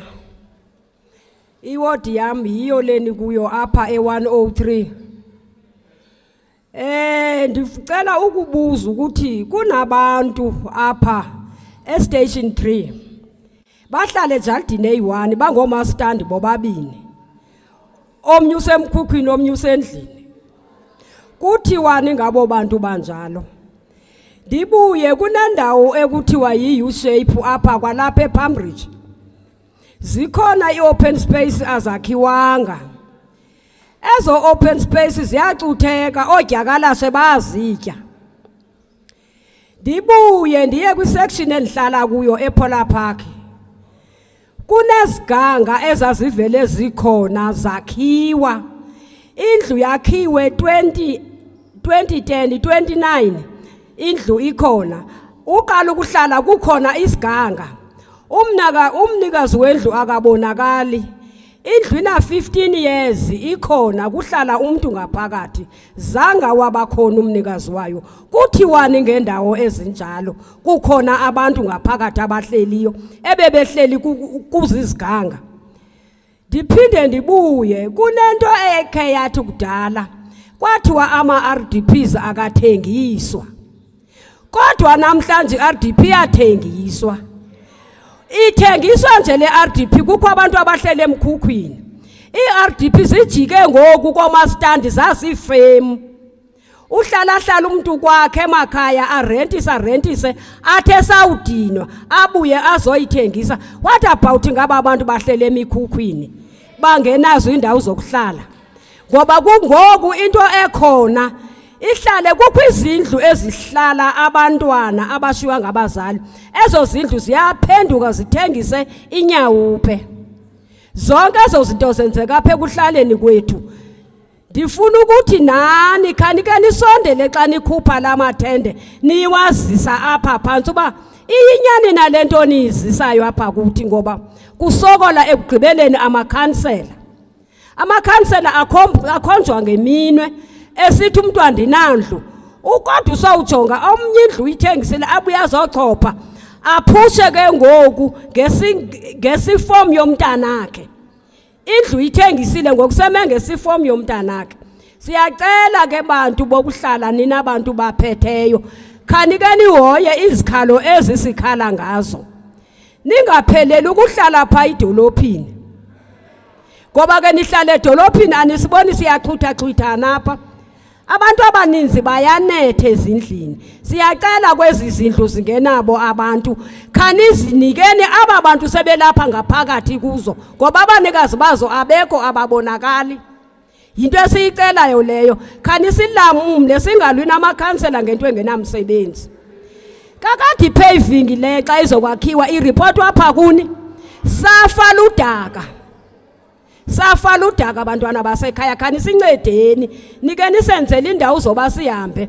Ipaving mayingabi lapha ezindaweni zenu nodwa, nathi make sibe nayo apha phansi. Ngoba nawuthi nize nibe kwezitafile nihleli kuzo bantwana basekhaya, nihleli ngenxa yeminwe yethu. Angeke nihlale iminwe yethu ingekho. Ngeke nihlale iminwe yethu ingekho. Siyafa ukubeka into esingazaziyo. Kodwa ugqibeleni kuthiwe kukho MC, kukho house department. Abo bantu asibaboni siyahlupheka ngoku. Khanisincede nisinike iminquba sihlale bantwana basekhaya. Enkosi.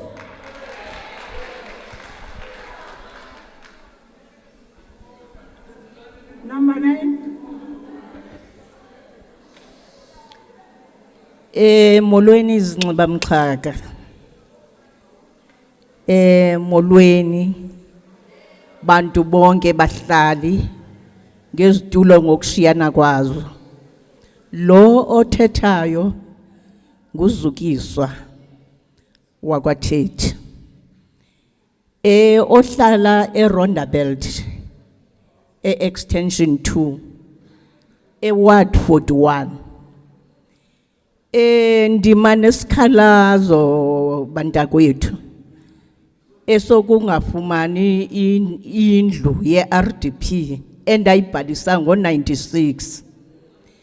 Andazi ke noba mhlawumbi isono sam kukuba ndiyayibhalisa ndiseThokoza, ngoba abaninzi ababeseThokoza bazifumane kwamaMsarho, abanye bazifumana kuzo zonke izindawo ezilapha eThokoza ezabhaliswayo. Ngoku ingxaki uthi xa uthi kuthiwe hayi iprojekthi ayikaqali pha Linda, uba saya kuthiwe iprojekthi ayikaqali Linda. I think okhansela baze bahlanu ngowesihlanu lo okhona ngoku. Siloko siya kubo sibahlupha baloko besithi nathi silindile ukuba mhlambi kodwa kufika i-database nendawo ekuthiwa nayi yakhiwe. Koko akufumaneki indawo. Sicela ke ngoku ukuthi ngokuthobekileyo nokuzithoba okukhulu siyacela bantakwethu, ndipha kwi-63 ngoku, 63 years, kodwa ndisahlala emkhukhwini nabantwana. Abantwana ke bathi bakukhula sihleli nabo, uhlele endaweni engacacanga, ahambe ayohlala nomngane.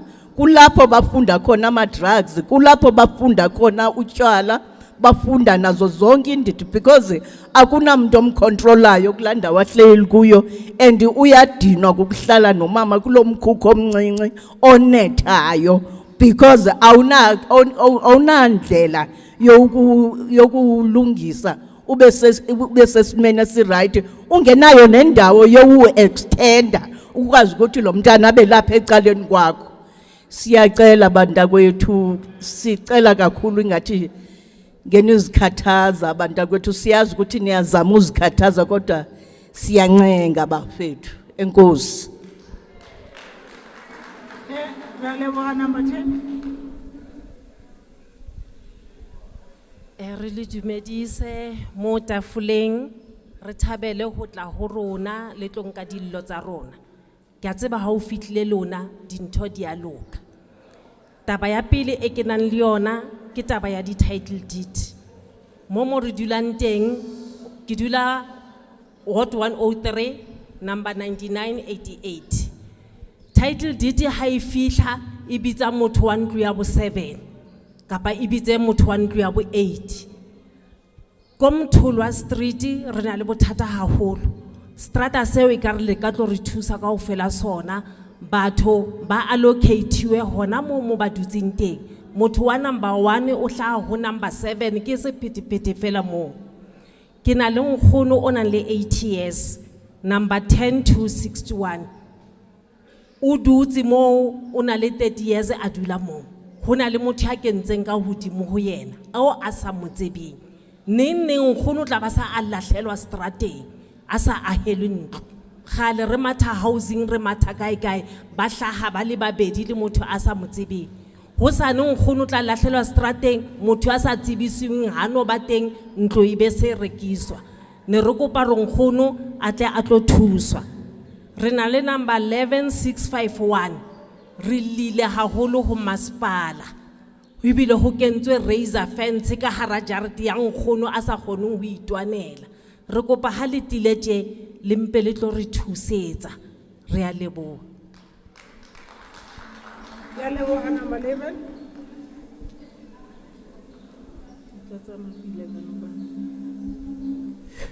Oh, ngizela.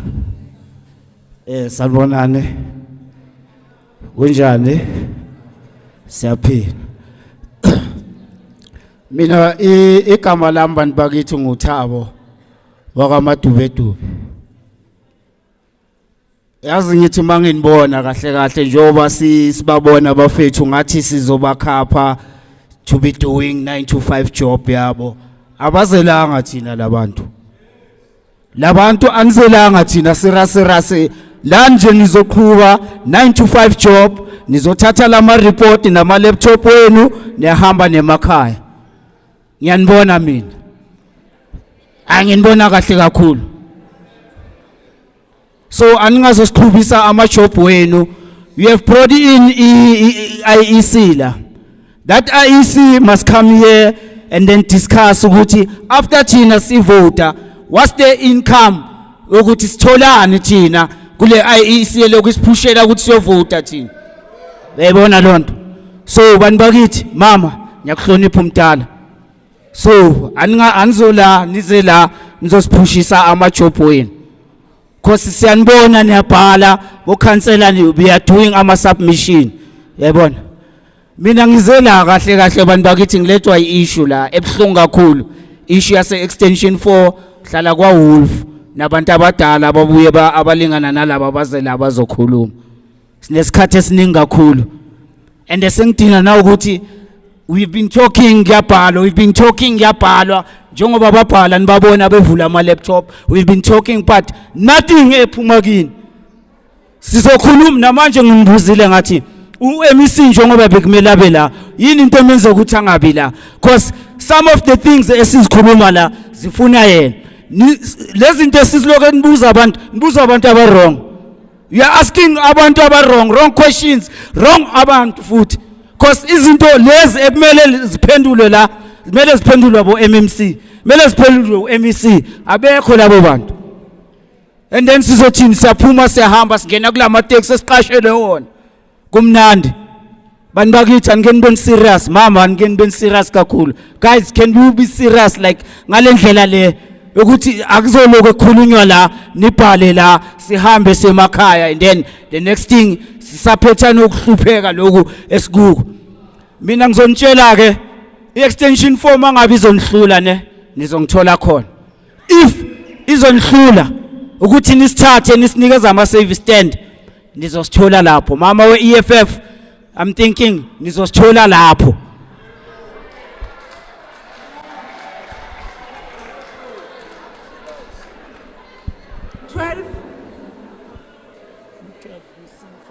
Sanibonani. Ninjani? Nikhuluma noThabiso Sibilwane ubuya khona eSomalia Park under Ward 45.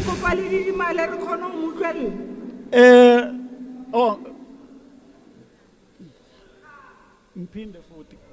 Nikhuluma okhulumayo uThabiso Sibilwane obuya eSomalia Park Ward 45 eFosloras. So mina benginesicelo la. Angazi. I-concern yethu ne kule ya private land ne kunezinto esizidingayo kakhulu ne ezidinga ukuthi zisincede. So masilapha ku private land masicela izinto ne basitshela nge-private land ne. So kuneminyaka kunabantu abakudala abafika lapha yana. So still today abayitholi service lapha yana.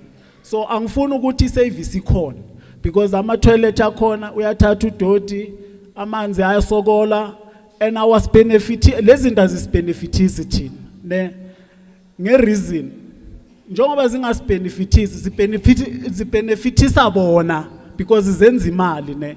So in the best way besiyicela ukuthi basise kuleya ndawo liyana extension 4 sikwazi ukusave enye imali ikwazi ukwenza iservice right for abantu base Somalia Park. So ngoba abantwana bethu kunamanzi yonke into lento abayikhulumile abantu bonke le iyafana labantu especially abantu abahlala ku squatter camp. So ngicabanga ukuthi kuleyo sicabanga ukuthi sekukaningi sikhuluma ngayo ene sesikhathele futhi ngayo. So ekwesibili indaba zama project or ama report or into eyenziwayo thina sisazazi izinto ezireportwa lapha eSomalia since kwangena okhansela basilethela ama report adinga bona ayithini. So noma ungathi uyalwa uyaboshiswa sibuye emakhoti whatever sithi sizama ukubuza kahle ngesihle sigcine sesilwa kuvala freeway. So uku-avoid leyo nto njengoba nikhona today besicela ukuthi whatever eplanwayo sitshelwe siplane nabo. Eyesithathu iplanwa kanjani ibudget yase extension 4 singazange saparticipate ni plana kanjani? That is my question ukuthi usisi ukhulume ngedatabase and from this all years ne abantu abanye sebabuyele emakhaya or ba give up abanye sebayenza kwenzakalana. So how you calculate ni calculatela baphi abantu kuleya ngikhulumela especially I Somalia Park because we know I'm a leader there. So abantu abaningi abasa qualify kule database yale yaminyaka leya eyenziwa ngayo ngoba because azange sa update until today I think in 15 years. So I budget yenziwa kanjani ngabaphi abantu obana ba extension 4. So yila that I concern yethu njengoba sihleli lapha eSomalia Park akekho noyi1 owazi ukuthi kwenzekalani ngabantu base Somalia Park and sihlala si raise every meeting bavele bathi ayime kancane iSomalia Park. So besicela umuntu or uyikhansela or uyini ozokwazi ukucommunicate ngathi asilethele ama report sikwazi ukuthi nathi sicommunicate naye sizazi ukuthi simi kuphi. Ngiyabonga.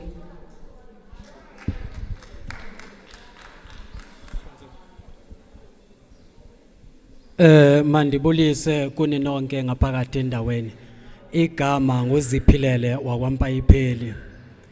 Ndime apha kakhulu ngamagama endiwavayo ngemibuzo mihle imibuzo ebuzwe ngutata phaya nomama phaya kulamadoda amabini ahleli phaya.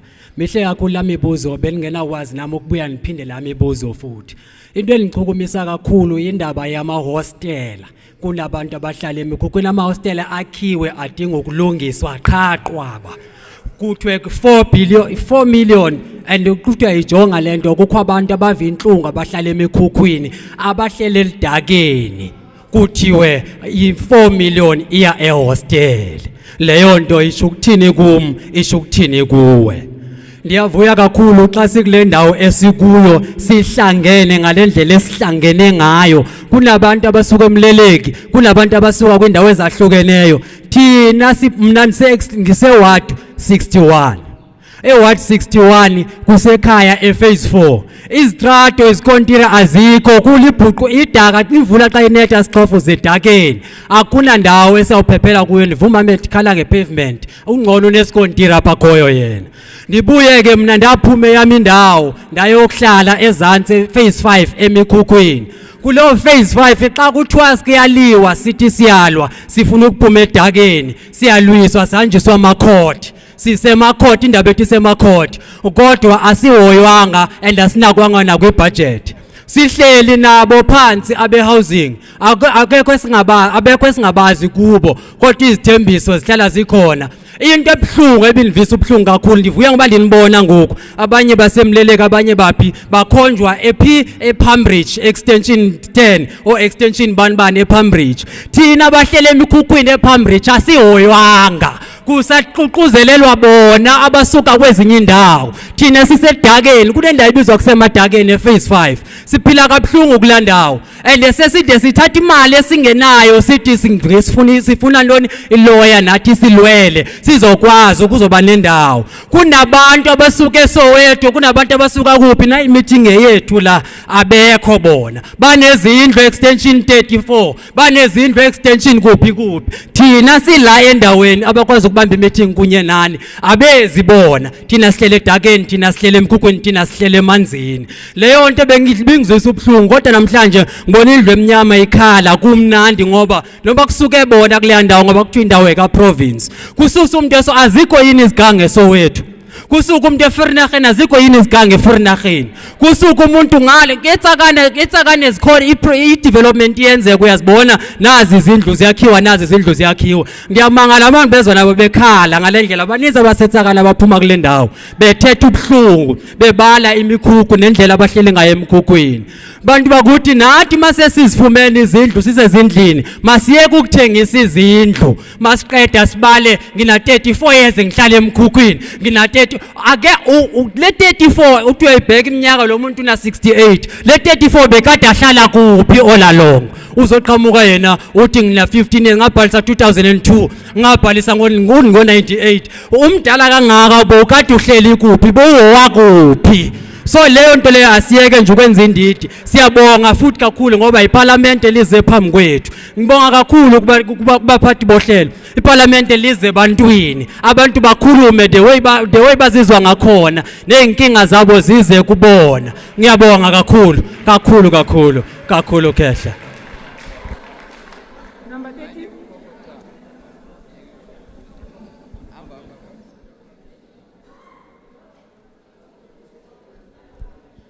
Dumelang batswadi memone ke Susan Makwaba ke tswa go extension 22 or 99 ke na le bothata ba ke hlokofaletswe ke moradi ka 2010 o hlokofetse a sa a sign subsidy ha isa le ke tsama Alberton ke 23 years ene re tsama re le 5 ba 4 ba kene extension 22 phase 2 nna ke setse ke le one ntse ke tsamaya le ka jeko mara ha o fitla computing o a hlaha ha ona ntho e shotang mara ha ba nthuse ka letho ke ne ke kopa thuso ho lona hore na ke etse jwang hobane ke 23 years e ke itsamayela ke a kopa batswadi ba ka ke a leboha leboga manamba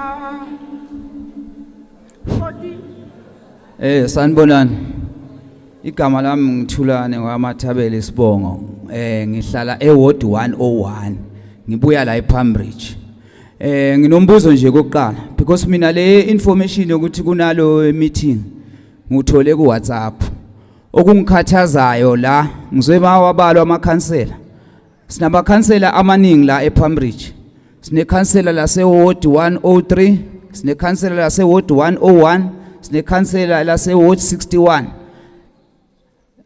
angwaboni nomphakathi omningi wala siyifounder yale ndawo I'm proud ngifounder yale ndawo engikuyo la uma uzoze endaweni yami la ngihlala khona ikhansela kufanele ngabe lilala se103 azonamukela la ukuthi kusesibayeni sakhe kusesigodini sakhe la bekufanele ngabe uyasamukela asibongeke mangabe likhona thank you siyabonga and then number 2 umbuzo wami silwa kanjani necorruption esehousing asilungisele le ndaba yasehousing ngoba yila iallocation iphuma khona singabase Pambridge asinelisekanga ngeextension 10 le project emega engale e10 baphelile abantu lapha kubulawana kudutshulwana kubangwa lezazindlu nama comrade aphelile lapha kubulawana kubangwa lezazindlu ngendaba yecorruption esehousing njengoba nila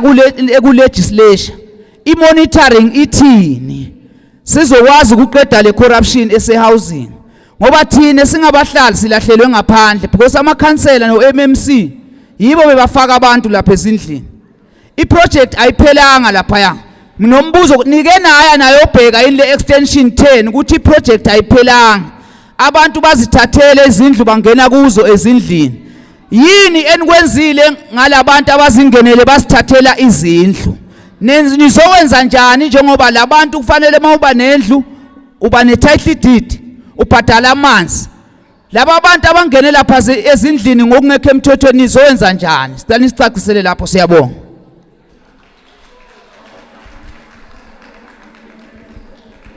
Number 14.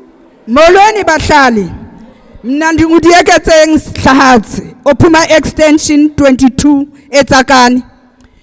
Into endiyizele apha mina ndithi mandicela ukubuza okokuba indlela yokukwakhela abantu izindlu ihamba njani na, ngoba kunabantu abadala abangangeni ezindlini, kunabantwana abancinci uthole umntana we-30 years usendlini kodwa umuntu ona 8 years akekho ndlini.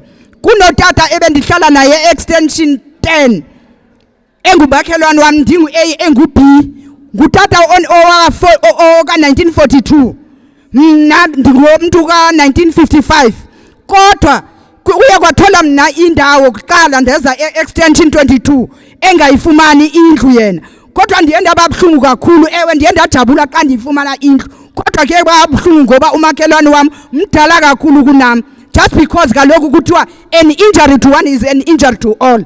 So ke ngoku okwesibili into bendifuna okokuba niphonononge nina abahlali ngaphambili, into yokokuba kukho izindlu ezokhelwa abantu bazinikwa bafakwa ama-curtains benzela bafaka yonke into kodwa iminyango igqolile irhashahasha ingaka abahlali nee-curtains sezigqolile lijiswe lilanga. Amen. Number 16.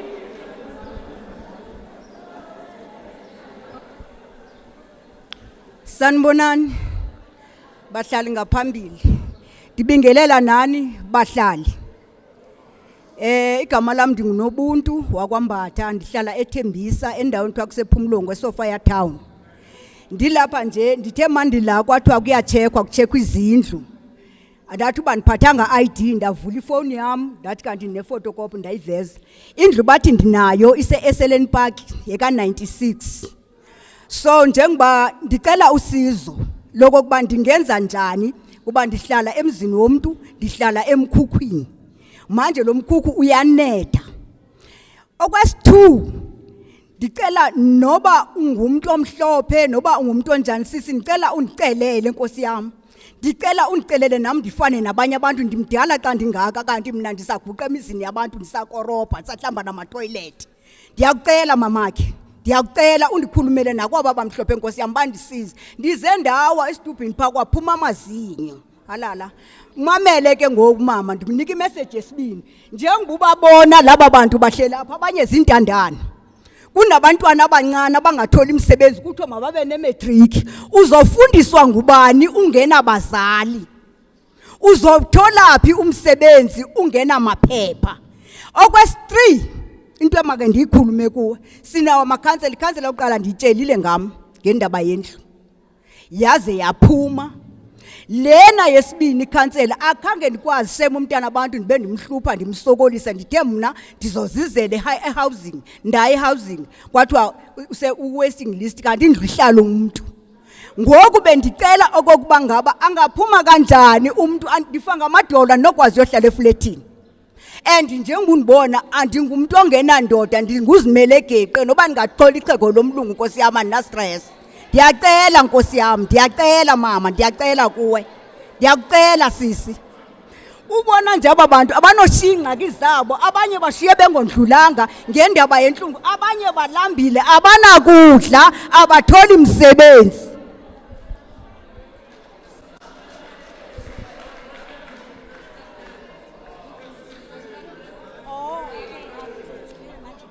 Can we have order in that queue, please?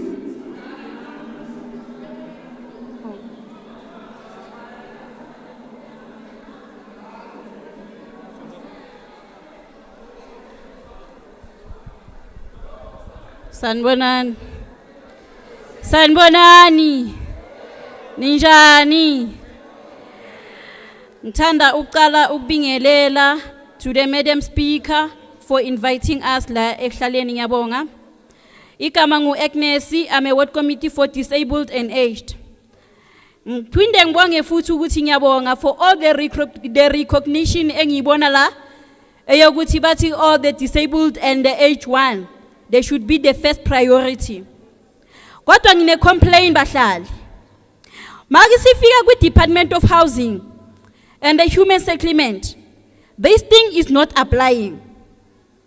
Ama disabled ayajampwa, but when is election silandwe ezindlini. Nabogogo balandwe ezindlini. There are some special ballot papers that they give them, but when it comes to the opportunities, they are closed. Mara namhlanje siyakwazi ukulethwa phambili. Bengimile lapha elayinini bengifuna ukuze ngiqede line. Ukuze ngibonise ukuthi there's nothing with us without us. If we are not standing on the line, then it simply means each and every day we're gonna be jumped, size phambili, but our own needs is not recognized. Ngoba ngumhlali waseVilalisa, Ward 99, kubuhlungu ukuba iward committee elisebenza ngaphandle kwe-report. Whereby ufika emkhukhwini uthola umuntu onethwa imvula o-disabled, o-invalid ongakwazi ukumuva, ongakwazi ukwenza next. Unethwa imvula uhamba nge-wheelchair akakwazi ukuphuma. Ugogo uhamba nge-crash akakwazi ukuphuma. Kodwa kunomuntu ophethe indlu yakhe ehlaleni ngoba yena anemali yokuthi uyabribe ngoba i-community yethu i-corrupt. Namhlanje, Madam Speaker, I want to talk this. In fact, I don't want you to see you writing or hear you writing, but bear this in your mind. Namhlanje yimi ngi-disabled, kusasa it's you. Namhlanje wena ukuganga, kusasa uwe. Nginomama mina ne-title deed, one-epilepsy, kodwa uphumile endlini yakhe. Uhambile weza kine human settlement, you never wanted to assist him. Wabuya weza kuma committee because yiba bayithengisile indlu yakhe, namhlanje usakoroba, namhlanje usafeyintela endlini omuntu uyiphethe title deed, which is unfair. Extension 4, sibe ne MMC uPeterson, we were happy sithi this person uzozinaka idingo zethu, uzowazi ukuthi umuntu ohamba nge-wheelchair, umuntu ongaboni kumele ukuthi angene endlini, but inenzani namyehlisa.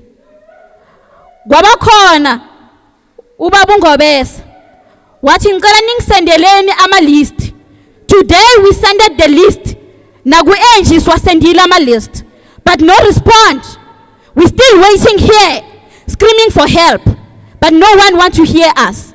One thing that you do is writing without correspondent. We're crying into emnyama, we're not recognizing each other. Ward 99, namhlanje ayina budget. IDP, it has no budget. Extension 4, ilindele. Sibuye sathembiswa iwolomi ilokhuzana ilo port, kwathiwa siye lo port eVilalisa. Akuna nomuntu oyi-1 obuyele wayelo port. Kwaba yi-105. 105, akuna muntu o-disabled, akuna gogo ongenile e-105. But people are allocated. Extension 22, bangenile namhlanje. Director, yase housing. Nominated people from different wards, but forgetting about our ward, Ward 99. As if we are not existing, as if there's no one who is living with disability. There's no ilokuzana veterans. We are dead, but people are accommodated in our ward. Besicela usizo. Infrastructure, asikwazi ukuhamba ngama-cane, nama-guide dog. We're waiting for the assistance. Endaweni yethu yokuhlala. No one is recognizing us. We have to come here and stand, shouting for help, but no one is willingly to help us. Madam Speaker, ukuthi we-EFF, I don't care. But one thing that I want you to bear it in your mind today, ukuthi as a Madam Speaker, yasekuruleni, bear this in your mind. we want ukuthi in 99 nayo ibe recognized. Wazi ukuthi they are disabled and veterans and abantu abadala ehlaleni. Asifuni ukuthi usitshele ngesubsidy ngoba isubsidy kusayina ini those ward committee members nalabo vela banemali. Thina ngoba siyini si disable nabogogo asinayo leyo mali leyo ukuthi sihambe siyo bribe si end up asihlale emkhukhwini. I thank you and I submit.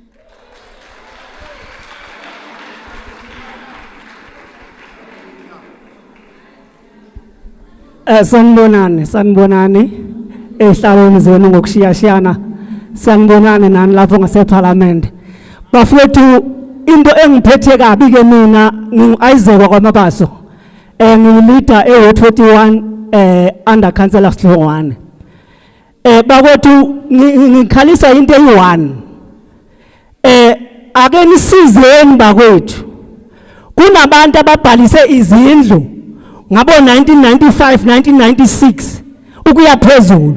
Kungani kulabo bantu labo ningaqali ngabo sibone ukuthi bayaphela ngoba akasazi kwenzakala kanjani. Khona abanye abantu babhalise ngabo ma 2004 abanye sebayithola. La qalwa ngani ngalaba bantu bama 90 something. Ake nenzeni ukuthi ke nisizeni labantu abama 90s. Please ngiyanicela kakhulu ake baphele sikhulume ngabanye abantu bama 2000 okungcono. Yilokho nje ngikhala ngokuthi la linama stand enithi already ase rate la ay 548. Lawo ma stand lawo ake kufake labantu lokhu bekhala bama 90 96 bebemele izindlu zabo. Yilokho nje ngikhala ngakho ke ngiyabonga kakhulu. Ralewa number 20.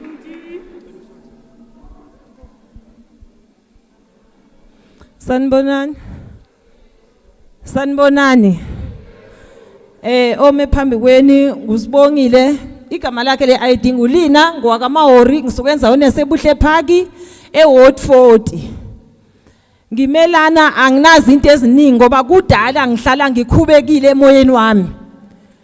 Sokhe namuhla ngithi njengoba indlu eyaphezulu ikhona lapha phansi ngithe nje ngiyabonga ukuthi lo councillor okhona namhlanje omncane okuthiwa nguNqaba wakaShabalala ungenzele umuso ukuthi namuhla ngibe khona ukuthi ngizonibona emehlweni kudala nginibone TV. Amen.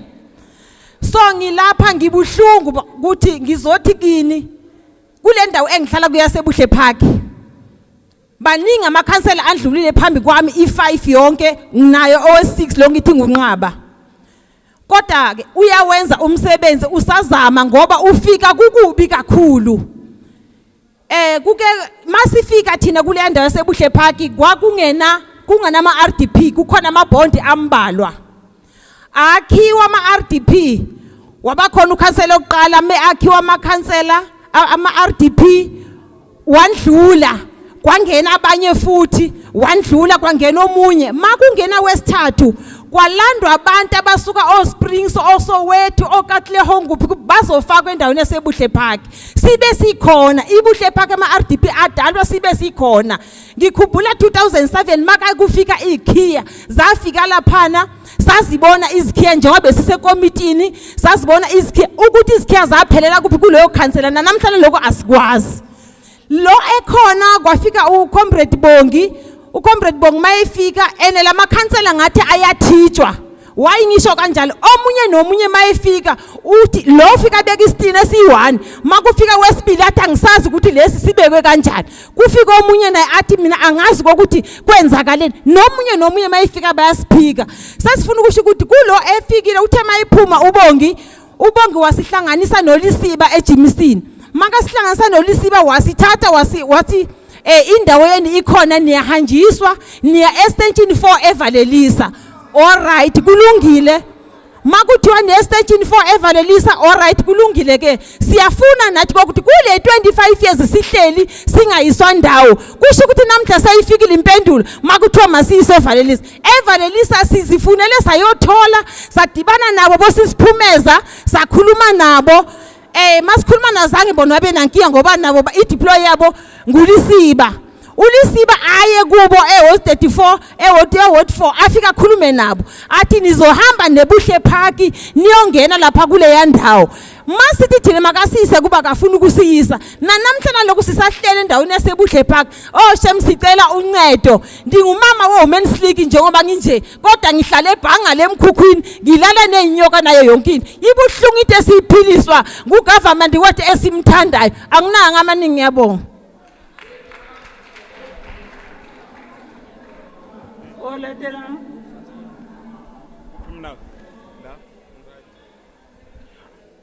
Sanibonani. Okhulumayo uThula Sizwe wakamavimbela isibongo lapha e61. I'm the zonal chair yabahlali okusanko. Okokuqala ngizonibonga lapho phambili ma parliamentarians ukuthi namuhla nize la ezone 10. Siyabonga kuma councilor sezone 10 ukuthi asilethele nina. Enguzele nje amaphuzu awu4 la ngaphambili. Okokuqala it's very sad what is happening on the ground ma parliamentarians.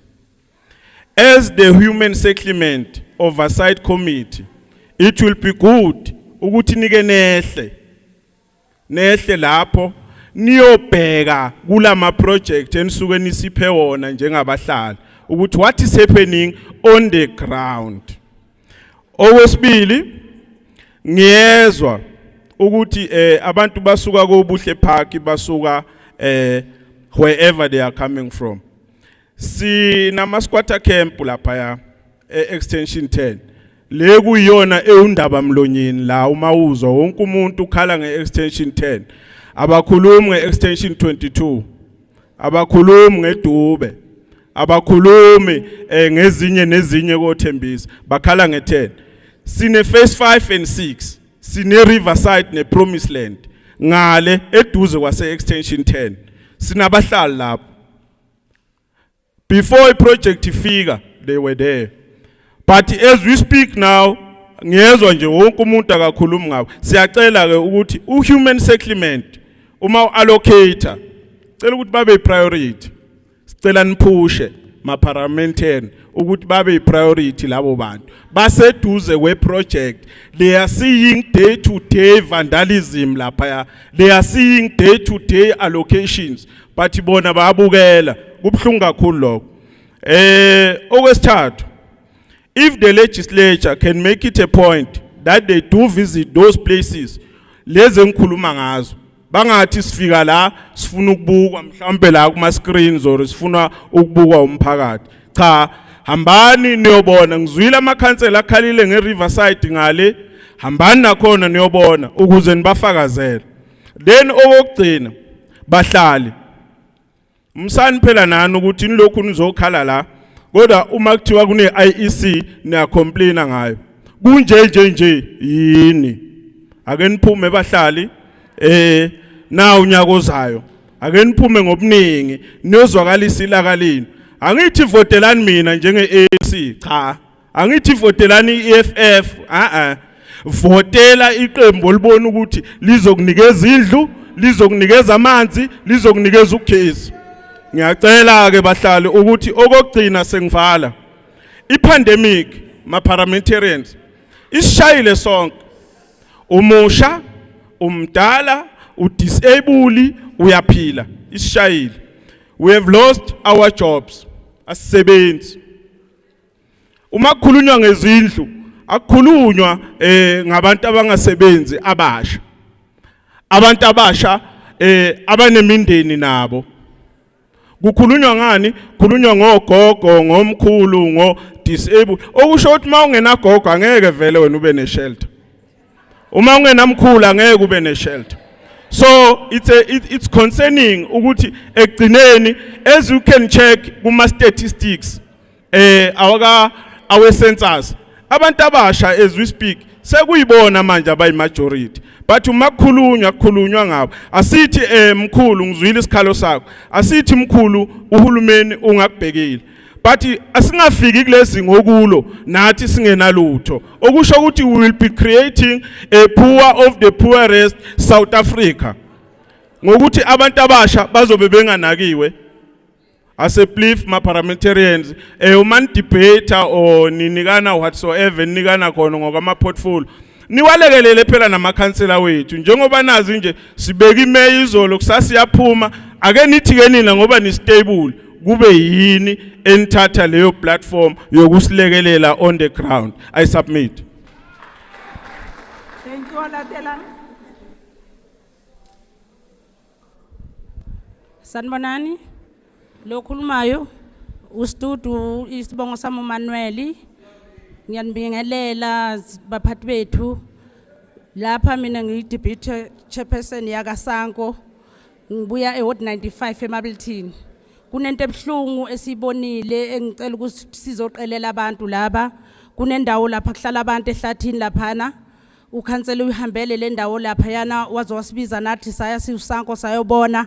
Hey bahlala kabuhlungu abantu lapha yana kunabantwana ihlahla ifuna ukwelapha kwezindlu ama toilet awasaklinwa yeba khona babalethela ama toilet awasaklinwa ama toilet izulu liyana besikhona lapha sokuyana kuyangenela nasezindlini zakhona ene labantu ngokuhlala kwabo kule ndawo abantu abanengi ama foreigners abantu bakhala bathi asilali la labantu basipromise ukusibulala kufiwa every day bayadubula kuthiwa banezibhamu ezindlini basibiza bangena endlini basibiza endlini izunalini basitshela ukuthi hey asikho safe sicela nisikhiphe kule ndawo sabuyela sawutshela ukhansela ukuthi hey labantu sibona into ebuhlungu lapha yana sabuyela nokhansela lapha nomasipara uze wafika kule ndawo awu siyacela nkosami ake nisibonelele labantu siyabonga.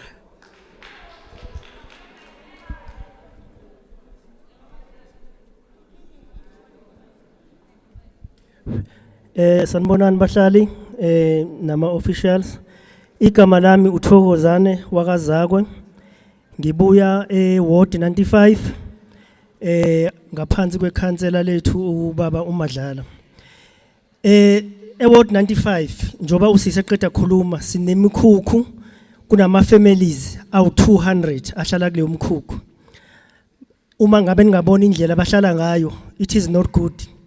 And baneminyaka behlala lapho basithumile ukuthi abacelayo bacela ugovernment bacela idepartment yenu okungenani ibathengele le ndawo ibaphe izitende eziserviced ibaphe nama title deed bona ukuzakhela bazobona ukuthi benza njani isicelo lesesiphuma kubo imndeni ewu200 kunengane impilo yalapha nawe nje mungayovakasha kuthiwa lala one day ngeke behle uthongo siyacela buphi ubuntu iphi ibathuphili buphi ubuntu siphi isithunzi somuntu omnyama nakhona ke kuhlaleni iward yonke kunogogo kunabantu aba disabled bahlala nabazukulu endlini ezincane sicela basizwe nabo ngeke sikhathele ukulwa namakhansela amakhansela wanayo ipower imali ibanjwe phi ibanjwe kuwo ama department uyabona ke enye into abangithume yona umphakathi wonke kunabantu abahlala kuma back rooms kuyo yonke iwards bonke labo bantu bazifuna izindlu akumnandi ukuhlala kanje siphi isithunzi somuntu omnyama umbuze ngizibuza wona abangithume kona bathi bacela iaction plan bacela itime frame ukuthi eWard 95 zizokwakhiwa nini izindlu kungenzeka ukuthi ngeke nisinike ianswer today but imeeting elandelayo siyayicela and okwesibili abasithume kona ukuthi bacela ama officials avakashela ama ward ama officials from kwi human settlement hayi ukuthi thina njalo lesiya khona bacela ama wards ama officials avakashele kuma wards ababe visible bangabi visible ngoba sekusondele ikhathi zani zama elections and okugcina ke nje ngeke ngibe mude akona manga ukuthi sikhathele singabahlali wonke ama ward yonke ikatoras akona manga lawo njengoba sithi sicela i-time frame i-plan of action siqinisile ngoba kuzoshuba into eshiwo mfowethu uThabo into kade iplaniwe kuzoshuba sikhathela ukudlalwa ama-budget ayaphuma azikho into ezenzekalayo asifuni kuba ngazuthi singabantu abangenangqondo. You understand? Sicela ukuthi sisanicela like today. Sicela i-action plan, sicela i-time frame, sicela ama-date ukuthi izinto zizokwenzeka nini emawodini yethu. Otherwise kuzoshuba. Ningasoli uma sekushuba. Sizohlangana singamawodi wonke. Sizohlangana si-leadership, simobilize. Siyongena neponti ema-ofisi wenu. Siyongena neponti sizokhempa. Niyathola? I-luxury life. I-luxury life eniphilayo nizozwa ukuthi ema-ofisini enu azophenduka imkhukhu. Please. Singabantu abanengqondo. Sikhuluma nani ningabantu abanengqondo. La ibambe khona indaba zemali is not our business. Sifuna i-action thina. Siphi isithunzi somuntu omnyama. Bukani ihlazo abantu abadala. Kunini belindile. Lethu use waiting list. Why ningabatshela ukuthi use waiting list yokufa? Silinda ukuthi ufe. Why ningasho njalo? Kunengane njengoba kade kushiwo ezithola izindlu. Almost ama 2000s athola izindlu. Kunabantu ababhalisa from 19 whatever abazithola izindlu. Siyanicela okwamanje. Sicela next time we meet we need the action plan. Sikhathele ukukhulunywa. Siyabonga.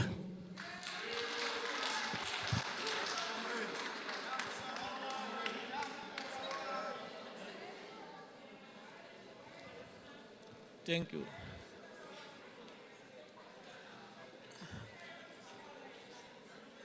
Okay. Dijo tsela ba di prepareile di tlo bana le mathata nyana. In terms of the health, agere ba le preparetse lunch and it's above nako ya teng and you will be saying that ba re file dijo tse di sa lokang. While le bolela le summarize not the whole story, please, so that we know what is important. Okay, thank you. Ngibingelele indlu yonke. Singaphazamisani sikuyekile wakhuluma, zange sikuphazamise. Kupela order please. Ngibingelele indlu yonke. Ngibonga ukuthola leli thuba namhlanje lokuthi sihlangane neportfolio committee ye human settlement. And so nginenkinga mina just because inkinga yami ukuthi sibizwa ngama backyard. Ukuthi singabantu base backyard but singa identify just because sibhalise sihlala emakhaya. And so manje njengoba sibhalise sihlala emakhaya mina ngilala ekitchen. Akunandawo but mangiza bayibiza kamnandi but hayi backyard kushuthi ngihlala ebackyard kanti mina ngilala ekitchen. Njengoba ngilala ekitchen ngilala kabuhlungu and ngize nginomntwana ngilala naye ekitchen. Manje eyami iba inkinga ekutheni manje ngizobizwa ngokuthi kuthiwe ngiyibackyard singa identify bese kufika umuntu afike eGauteng ahloma umkhukhu lapha gijinyelwe yena kushiwe mina engihluphekayo ngoba manje angibonakali ngoba ngibizwa ngebackyard. And so ithanda ukungasiphathi kahle lento le eGauteng ukuthi abantu basuke le emakhaya bahloma imikhukhu then bese kunakwa bona before thina esibizwa ngama backyard ngathi thina sihleli kamnandi comfortable asikho comfortable. Ngidlule futhi kuleyo ngoba ayingiphethe kahle. Ngize kule yabantu abasezindlini okuthi bahleli ngenkani.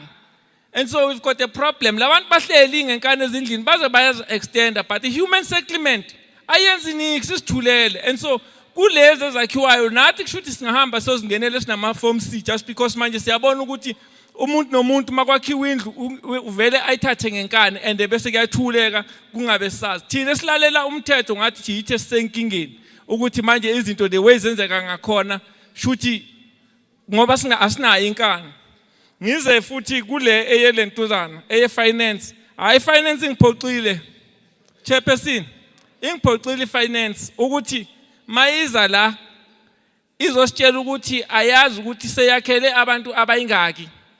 Mina bengithi bazosinika i-full report yokuthi njengoba silana sesibopha abantu abangaka abathengisa izindlu and esakhele abantu abangaka izindlu but bathi barelaya kumasipala. Ungayikhipha kanjani imali ungazi ukuthi wakhela abantu abayingaki abobani labo bani kanti imali vele ifuneke nje kwi-finance ilahlele. Mawuye store ngoba wazi uyothenga isinkwa nani and lezi zinto zibiza malini. Manje ufaka imali nje awazi nokuthi ufakela bani yibhoki labantu o ida kanjani. Shuthi ifinance yiyo evulele le corruption yokuthengisa izindlu. Ngathi ngifike eAlbertine. Mangifike eAlbertine, bathi kimi uright njoba ngihlale ngichecka nje for sure namhlanje bengichecka kos 28. Bathi no uright hamba uye ekhaya sizokufonela thina mase sithole indawo. Masithole indawo sizokwakha izindlu bese sikubiza sikufaka endlini sikusayinisa sosendlini. Iyenzeka kanjani lonto leyo? Ngoba uvulela icorruption mawakha indlu ungayazi ukuthi ekabani lendlu. That is why namanje behluleka uku-accounta ukuthi zingaki izindlu abazakhile bazakhela abantu ngoba abazi nokuthi ubani abamakhele indlu namanje kayikho into abasitshene yona. Basirepotela nje. And so lento le ngathi seyijwayelekile eSouth Africa ukuthi ama portfolios maweza azoreporta areporte ngezif ngathi akhuluma nama tourist kanti akhuluma nabantu base South Africa. Sazi yonke into eyenzakala. And so mangabe niza kithi sireporteleni yona le esiyaziyo nani niyaziyo. Hayi esingazazi. Thank you.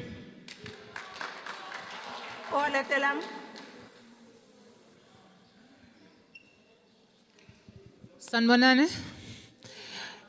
Mina nguZanele Maseko ngibuya khona la ePambridge eWard 103. So ne question nje A1 ukuthi yini i-requirement or yini i-procedure okumele uyifollow ukuthi ukwazi ukuthi uthole indlu ye-RDP.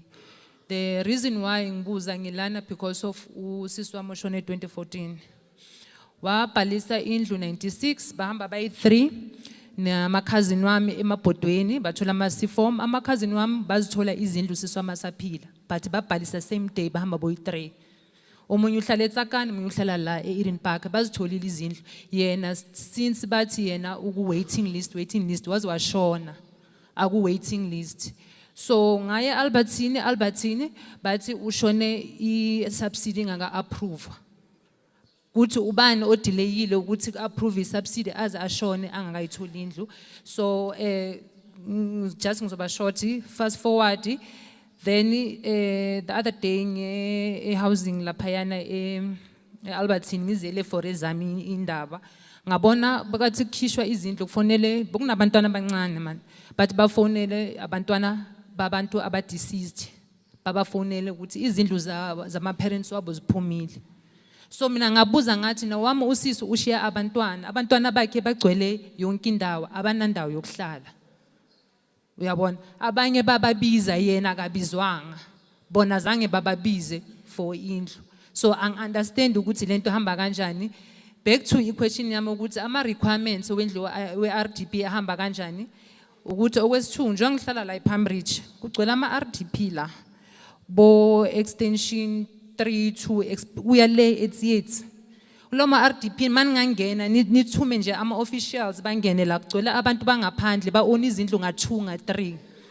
Abantu bangaphandle bafika la after 3 years baona izindlu. Ngizubhlungu ukuthi kunabantu abadala basesiphamandla nasezamazama bahlala emanzini bangenelwa amanzi kudala babhalisa but abantu bokuhamba bafika manje banezindlu.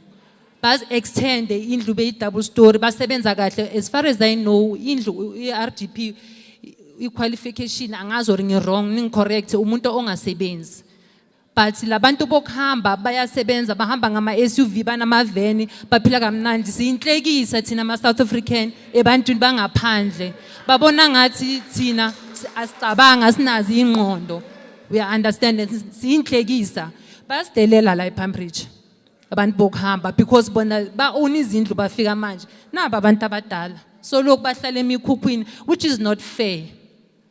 Ibhlungu lento le yenzakala la eSouth Africa but at the end of the day ama South African avotayo. Abantu bangaphandle abavote.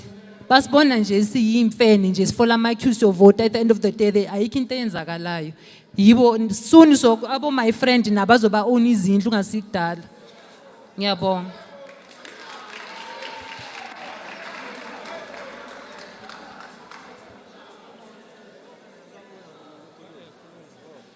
Sanibonani.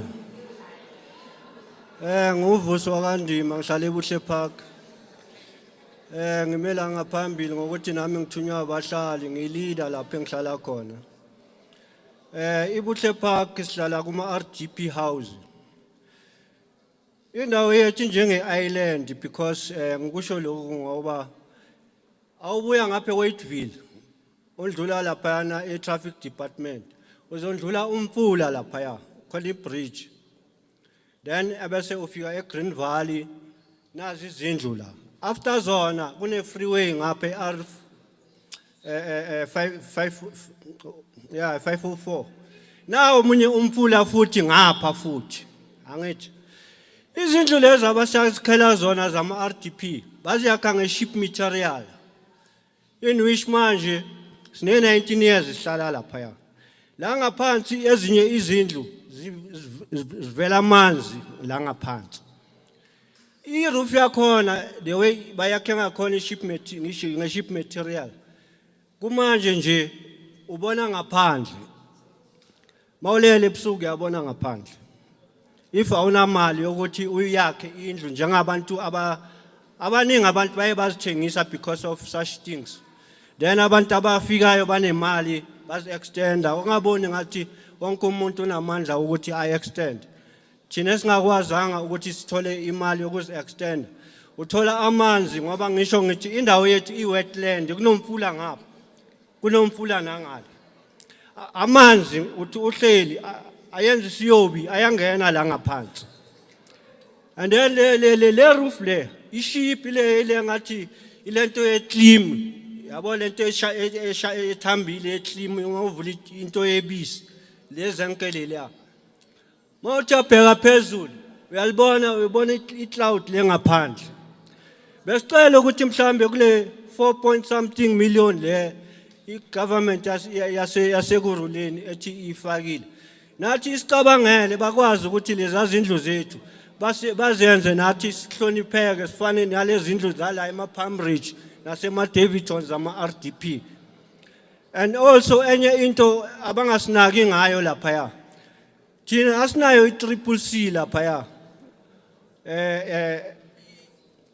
la khona okumele ukuthi ubhadale khona amanzi i-rent kumele ukuthi uthathe imali ugibele i-taxi uye eGermiston uyokhuluma ngeproblem yendlu if ever leyo nto uyithatha annually le mali leyo soloku ugibela ngayo kusho ukuthi wena on top of i-rent oyibhadalayo plus nale mali ogibela ngayo is times mustani imali wena oyisebenzisayo because akunala njengala eKatle Home uyazi ukuthi uhamba ngeenyawo uyobhadala lapha eFosloras uhamba ngeenyawo uyobhadala lapha thina mele njalo sikhiphe esikhwameni siyele eGermiston siyobhadala khona sicela ukuthi basilethele indawo la sizobhadala khona njengabanye abantu nathi sibe sihlonipheke njengabanye abantu and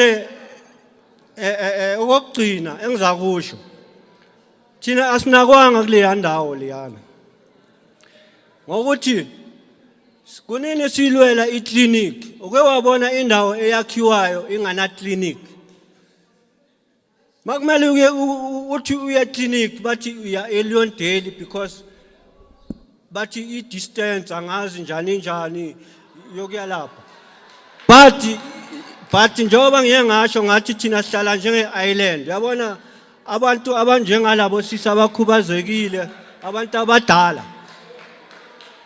awufika laphayana kune-locomotive lapha kuhamba isiporo i-train laphaya ngapha i-freeway umuntu omdala uzofika kanjani lapha eclinic umuntu okhubazekile uzofika kanjani kuleya clinic mali ukuthi bagibele ngale mali encane abayitholayo As you summarize, as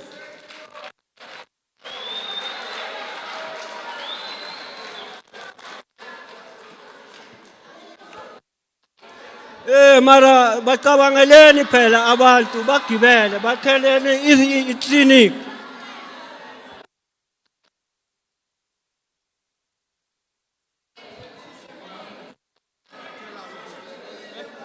akhuluma kamnandi kanje okay sanibonani melang wa mona ke pitso ke wa hafinga ba mo tsebang ba re ke Mokwena ene ke yena mpela ke dula mane Bohlephaka Ot 40 Ntate Shabalala Ncaba yethu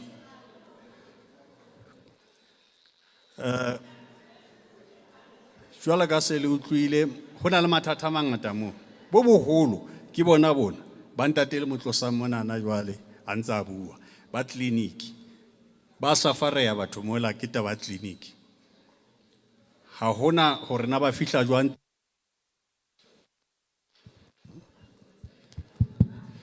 ha hona go ba fihla jwang clinic ba ya so batho ba baholo bonkgono le bontate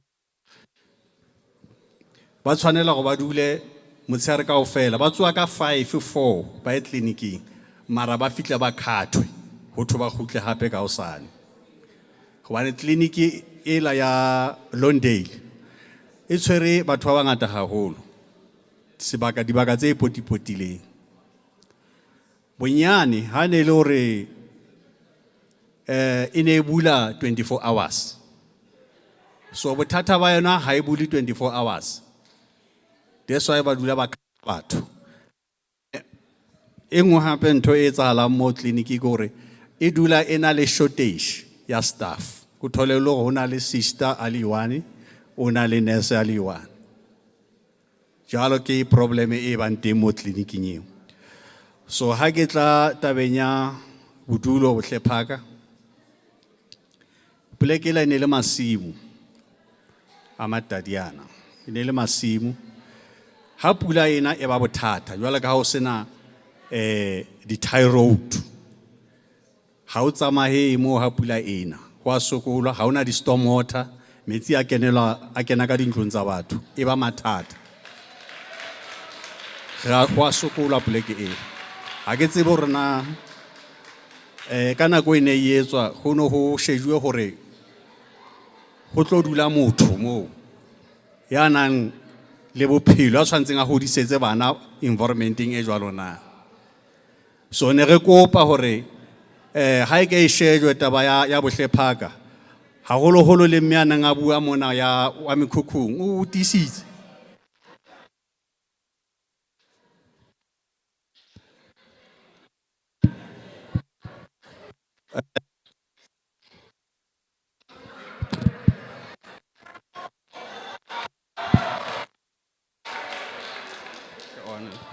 okay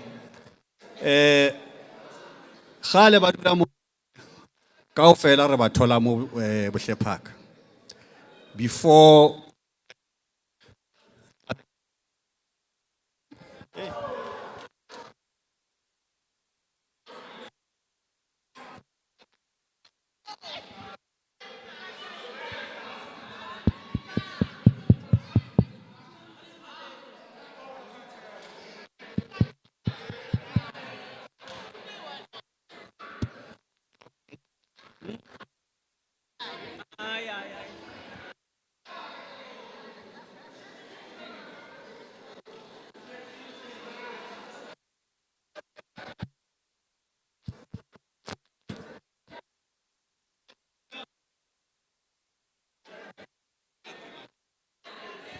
Hello? Okay. E ke qetelle ke a tshepa le ntwena se re file mathata. Okay. Okay. Nkare ke bona bothata be re na le bona bone re ke qetelle waneng go so bonahala hore nako e se e entabos empa mathata ke ona ao haholo a rena le bona Bohlephaka re a leboha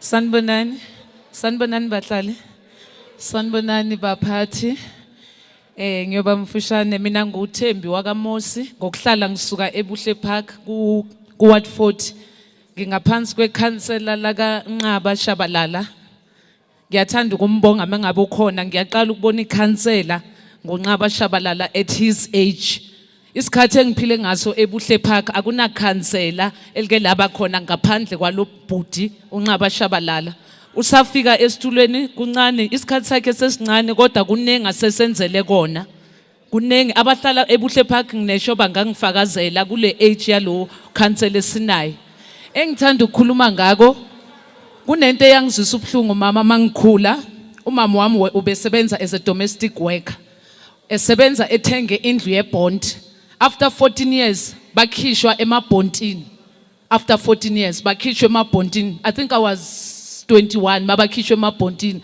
balahlelwa ebuhle park kuma RDP abantu bebebhadala imali ezishisiwe zamabhondi banikezwa nje ama one room abaningi bagula bashayo yidrug ngenxa yenhliziyo along the way mangikhula mase ngibona kahle izindlu lezi ezadliwa ezabantu bamabhondo ngikhuluma namhlanje amakhansela azenzela imali ngawo ngiyaxolisa not all the councillors ne othi ngichaze kahle ithi ngithi ikhansela lasetikule lenza imali ngezindlu abantu abomama abebesebenza bobaba bebesebenza emakhishini bangama garden boy babhadala ama bond for more than 14 years bakhishwa balahlela kuma RDP namhlanje izindlu zakhona ngikhuluma ngeyakithi othi ngikhulume ngeyakithi ngike ngathanda ukuthi sengikhulile ngiyobona ukuthi ihlala bani kunomuntu ohlezi ngangena ngazo investigator ngabuza ukuthi mama lendlu le ingeyakho wathi cha ngathi uyazi ukuthi umama wami una 8 years ithethe idithi yakhe isabiza yena wathi yena ufakwe yikhansela ngathi mama uyabhadala wathi abangibhadalisa okutheni ngibhadala kancane can you imagine abomama bethu abaluza izindlu abebesebenza emakhishini abo baba bethu bebengama garden boy bebhadalile izindlu more than 10 years 14 years 15 years but izindlu zabo zadliwa just like that kumanje amakhansela they are making money babeke abantu bayabarentisa bahlezi abantu they are owning houses while abazange bake bathenga izindlu so ngizela ngizokhuluma nabaphathi abezindlu ukuthi ake ningeneleleni ekudlalweni kwabantu abamnyama ake ningeneleleni ekudlalweni kwabantu abamnyama bayadlala abantu abaningi mangifike ebuhle park abaningi bashona abaningi bashaywa idrug ngoba umuntu uthi umebheka unabantwana abayi7 uyohlala ku one room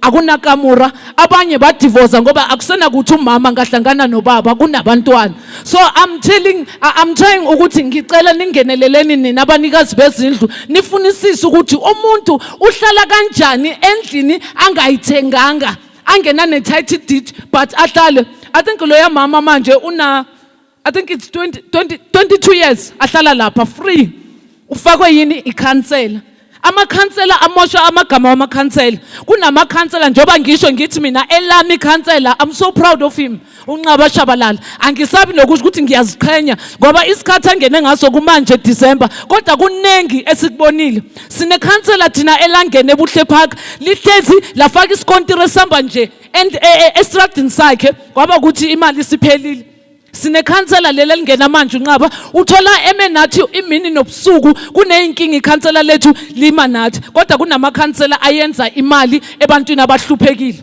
ubaba sebenza igarden boy but adliwe indlu just like that fika ikhansela lisidlela imali so sicela ningeneleleni mina ngibhalisile indlu ngayibhalisa ngangina 20 years ngina 43 years manje angikhali kakhulu ngwaka 2003 ma abaka 1996 bengakathola izindlu thina besiyini abaka 2003 so siyacela ake ningeneleleni ni especially ku housing yase Albertine kuyagangwa ngabantu lapha yana ake nisukumeni kuma comfort zone baphathi bethu niyobonani ukuthi abantu bahlukumezeka kanjani ngiyabonga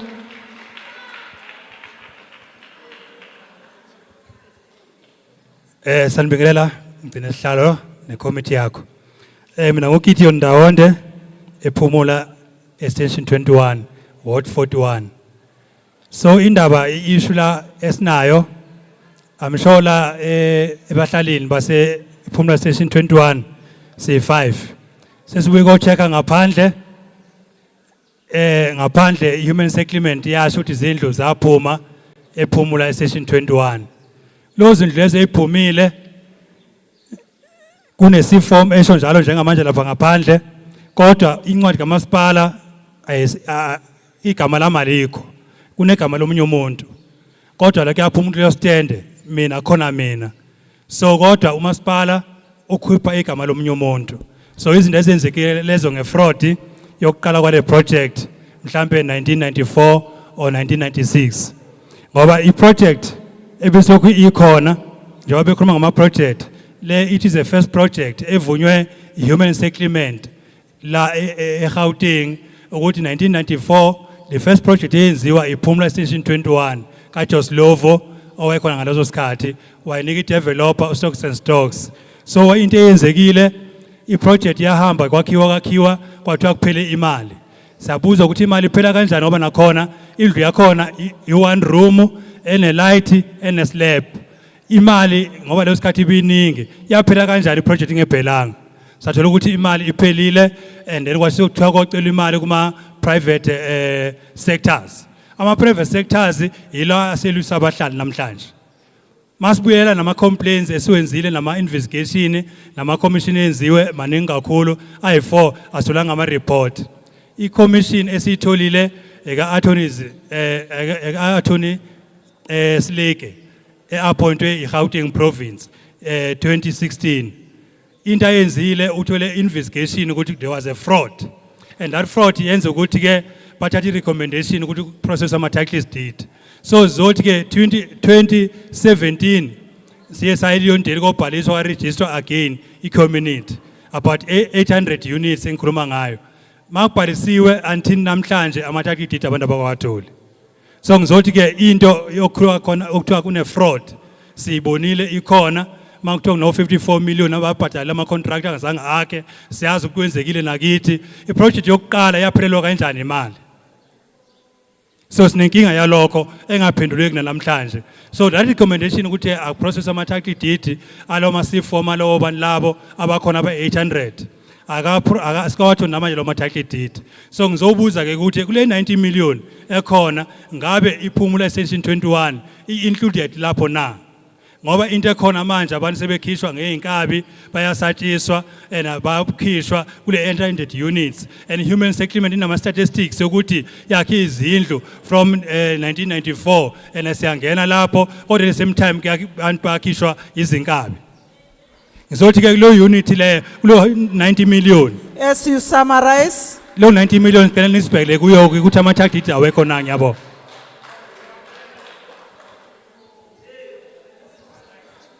Sanibonani mphakathi.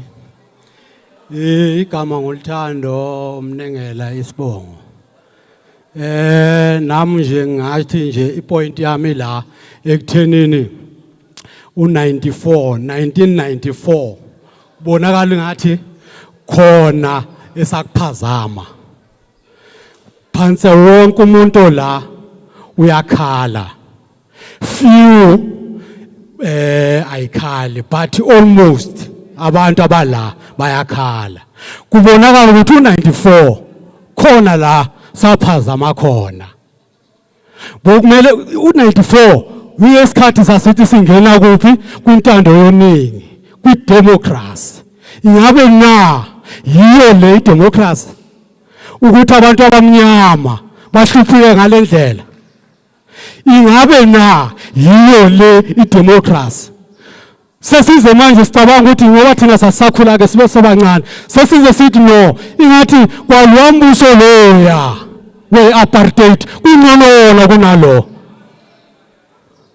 Angeke phela kunini ipoint okay na ipoint yokuqala sesimothi ingabe na abantu aba-owna izindlu ngale ngase extension 10 foreigners thina sisalinga izindlu namhlanje singayitholi. Foreigners are owning the houses from extension 9 up until ngale 22. Ama councillor ayabaqashisa abanye bayithenge. Sicela ukuthi no nike nihambe on the ground nike nilungise yonke le mfisho eyenzekayo. Kubhlungu siyavota sivotela ini? Sisha ngamalanga siyavota yini lesivotelayo? Inhlupheko. Kusho kona ukuthi inhlupheko akukho la siyakhona until abaphathi abasiphethe baphakame etulweni nihlale ema-ofisini mawuthi uyafona oyifona ibanjwa No, sikhathele no hayi. Anizame ngenye indlela zikokheli. Raleboha. Walatelang. The last one kwa kuani ne. You are the last one in the queue. You are the last one in the queue. Sanbanani. Hello.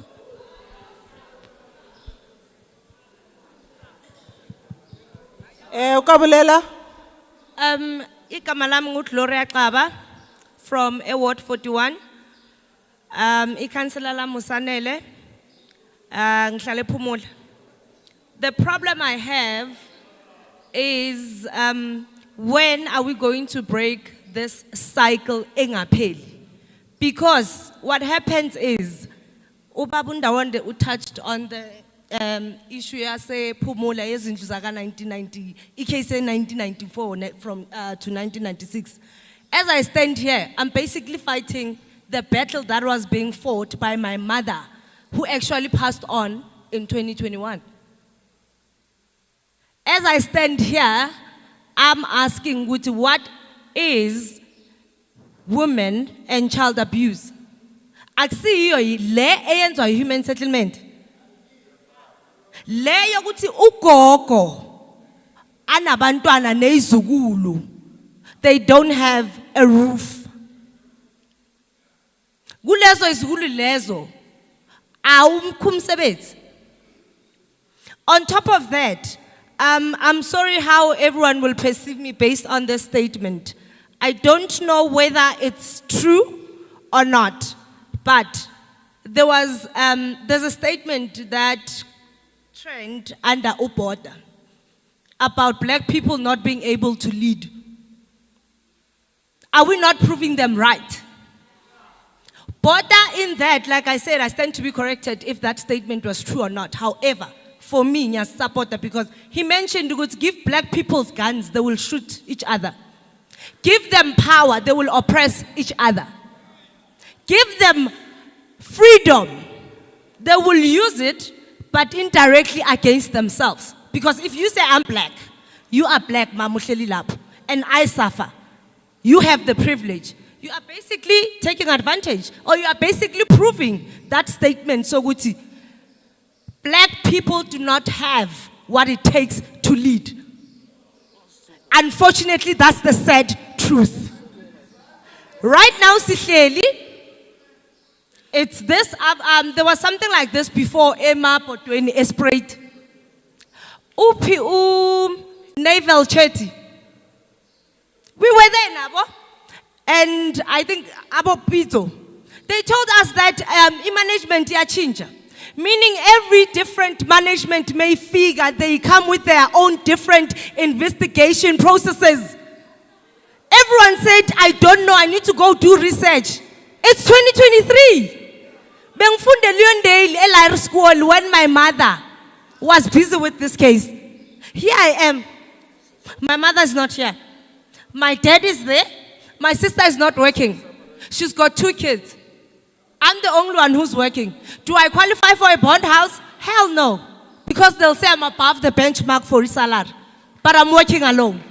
You are our elders killing our country and our youth. Because at the same time, retirement age is 65. However, we are being led by people who are beyond and above.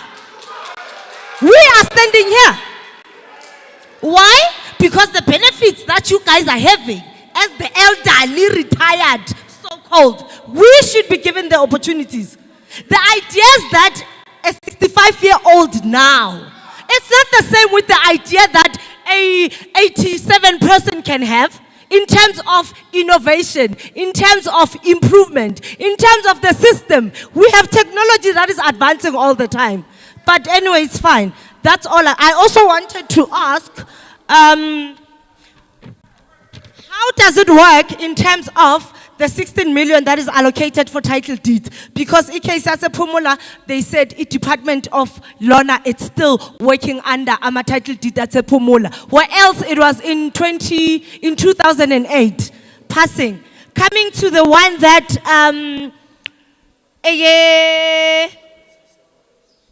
the 400 million that is allocated to Ekurhuleni Yonke, what are the criteria? Can you guys give us information and be transparent? You mentioned transparency, Mama. Give us transparency. Moktiwa subsidy, this is what they mean. Moktiwa credit linked house, this is what they mean. Therefore, I will know where to go. Can imagine if we are a human settlement to Hlale Phumula, trust me, they chase you away. Thank you.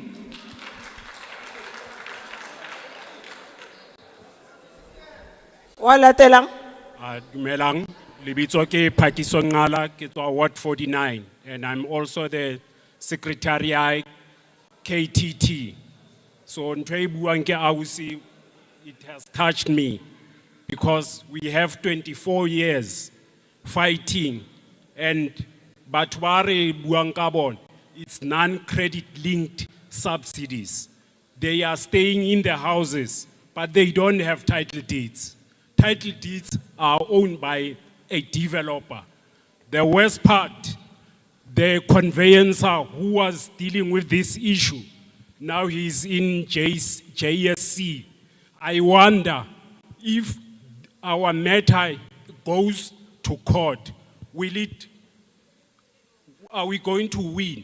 Kabale haure we are pro bono, your cases are not taken. So, kia kopa kaba kimo legislature iting and a human settlement portfolio.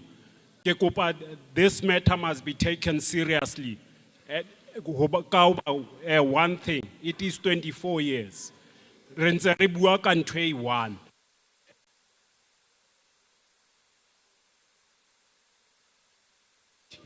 It's countless MECs, they sebeditseng le tsona, but there's nothing happening. Chairperson o dutse le planta Stanley.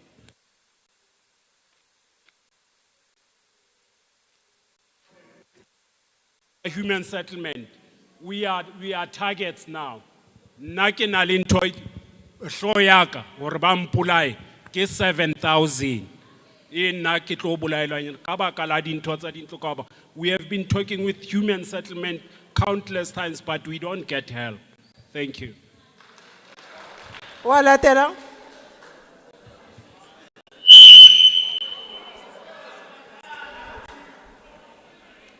Sanibonani Chairperson. Igama uKhehla Isibongo Madlala. Ngizocela ukuthi ngibe mfishane, ngingabi mde kakhulu. Siyitholile report, especially a fourth quarter. It suggests that the department have poorly performed because on the contracted activities or areas as E47, but we can only perform on 14. The other 33, did not perform. Logo reflect ngale khalazezila. I was looking at ama figures alapayana. Ama figures alapayana bati sicela nakhe ama unit angaka. Sicela nenze lokhu. They did not meet that.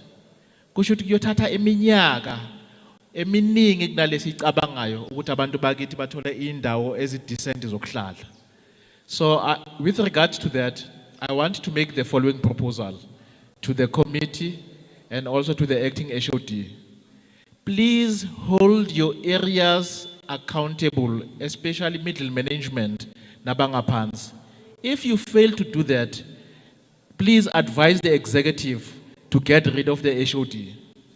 Because if the HOD can't hold abantu back accountable, that is non-performance on his side, you know. So because now things are coming as if the logo. With that as well, kune inkinga indala. Mola le inkinga zasePhumula. The other Fostoras, Togoza, and all those areas. Ama issues amadala that have reached the department.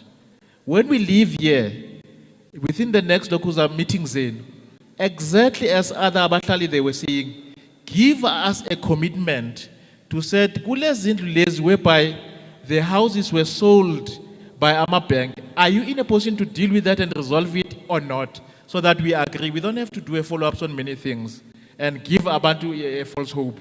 That is what we need to be clear on.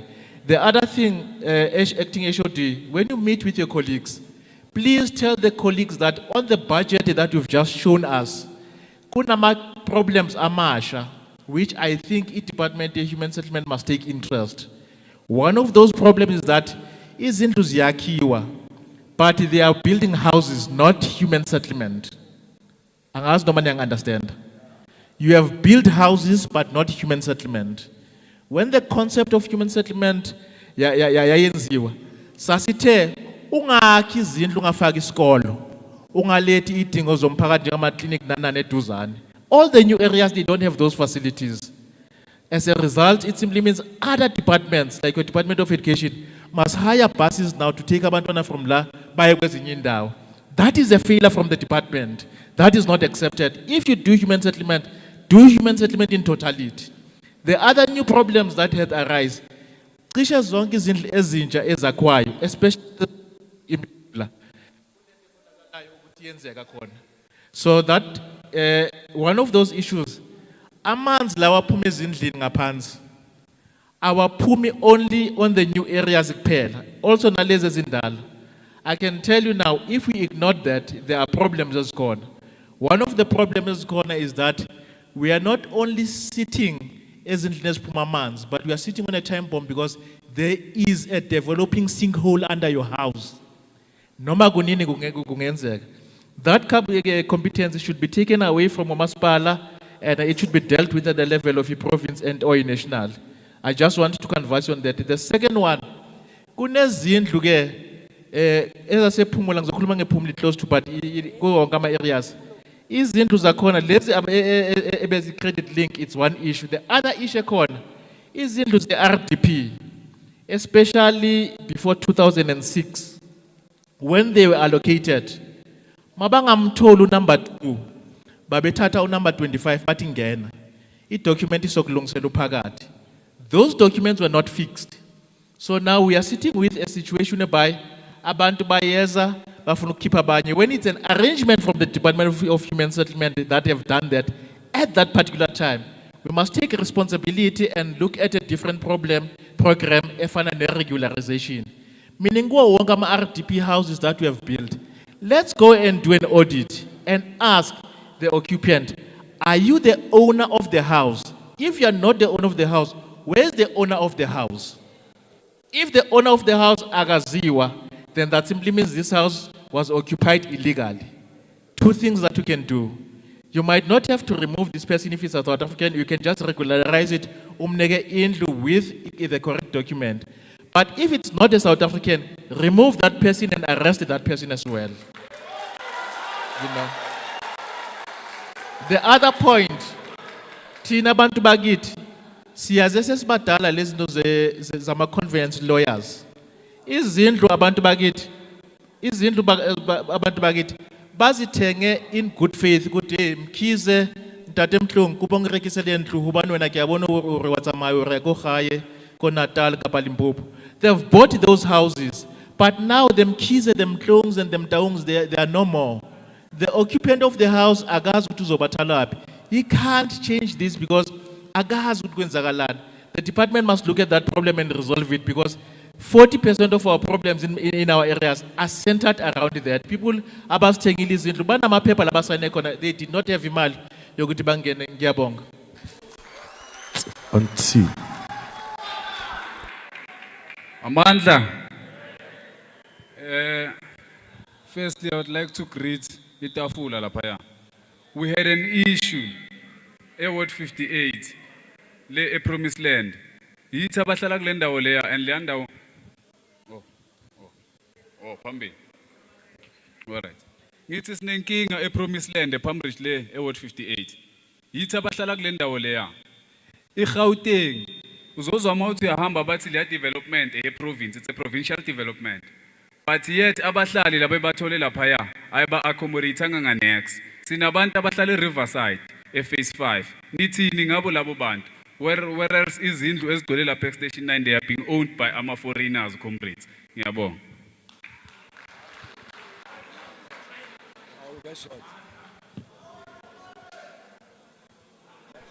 Sanibonani. Lo khuluma uPrince Nkosi ohlala la e103. I-question yami yokuqala ile. Ngicela ukubuza into eyi-1. Zakhiwe izindlu la around i-Pambridge as a whole. Kudala sikhala ngalento le. Mama angazi mhlambe niyaphaza uyangizwa. Angazi mhlambe sizibeka kuwe dala siloko sizibeka lezo khalo lana ekuhlaleni. Izindlu zakhiwe according to my knowledge indlu ayakhiwe iba nani inama pipe ashoyo ukuthi fanele kusitolwe ilona igiza on top of the roof. But endaweni eziningi izindlu azinamagiza. Amagiza atshontshwa. Kuthatha ubani? Kudala sikhuluma sicomplainela lento leyo. Sicela kwi-ICU ama-Hawks ayilandelele lento leyo. Ngidlule lapho. Number 2. Siyezwa khulunywa ngendaba yokuthengisa kwezindlu. Ama-agent lawa athengisa izindlu khona la kubeduze nase-court nithini ngawo. Ngoba umuntu once abona imali ngihlala extension 4 ngaphenza uyafika umuntu aconvince abantwana nakushona ubaba or umama aconvince abantwana umntwana nakubona imali athengisa indlu la bayodlala imali nababuye futhi nababuye abaclaim indlu isabiza ubona abuye umuntu enzeni eze bazothwalisa amakhansela ubunzima nani njengoba nifika lento sayicala from kusambo sese usambo sikhuluma ngale nto le namanje saqhubeka ayikho into elungayo ekuhlaleni wonke umuntu uthi ngiyafika mina ngazi nix ngicela ukuthi sometimes sibe nje kanjani la ekuhlaleni abondlebe zikhanyilanga sometimes bezindaba zethu ngelilanga sifuna ukuthi basizwe. That's why fanele sikhulume isintu la singakhuluma ukuthi bangasizwa ukuthi sithini ngoba nabo bebakhuluma singabezwe ukuthi bathini bahlale bodwa nathi sicela ukuthi silungise indaba zethu. Yes, to summarize. Walatelang, I'm aware that some of you, the transport are waiting for you. I tell them that they must wait. We are summarizing. Ne?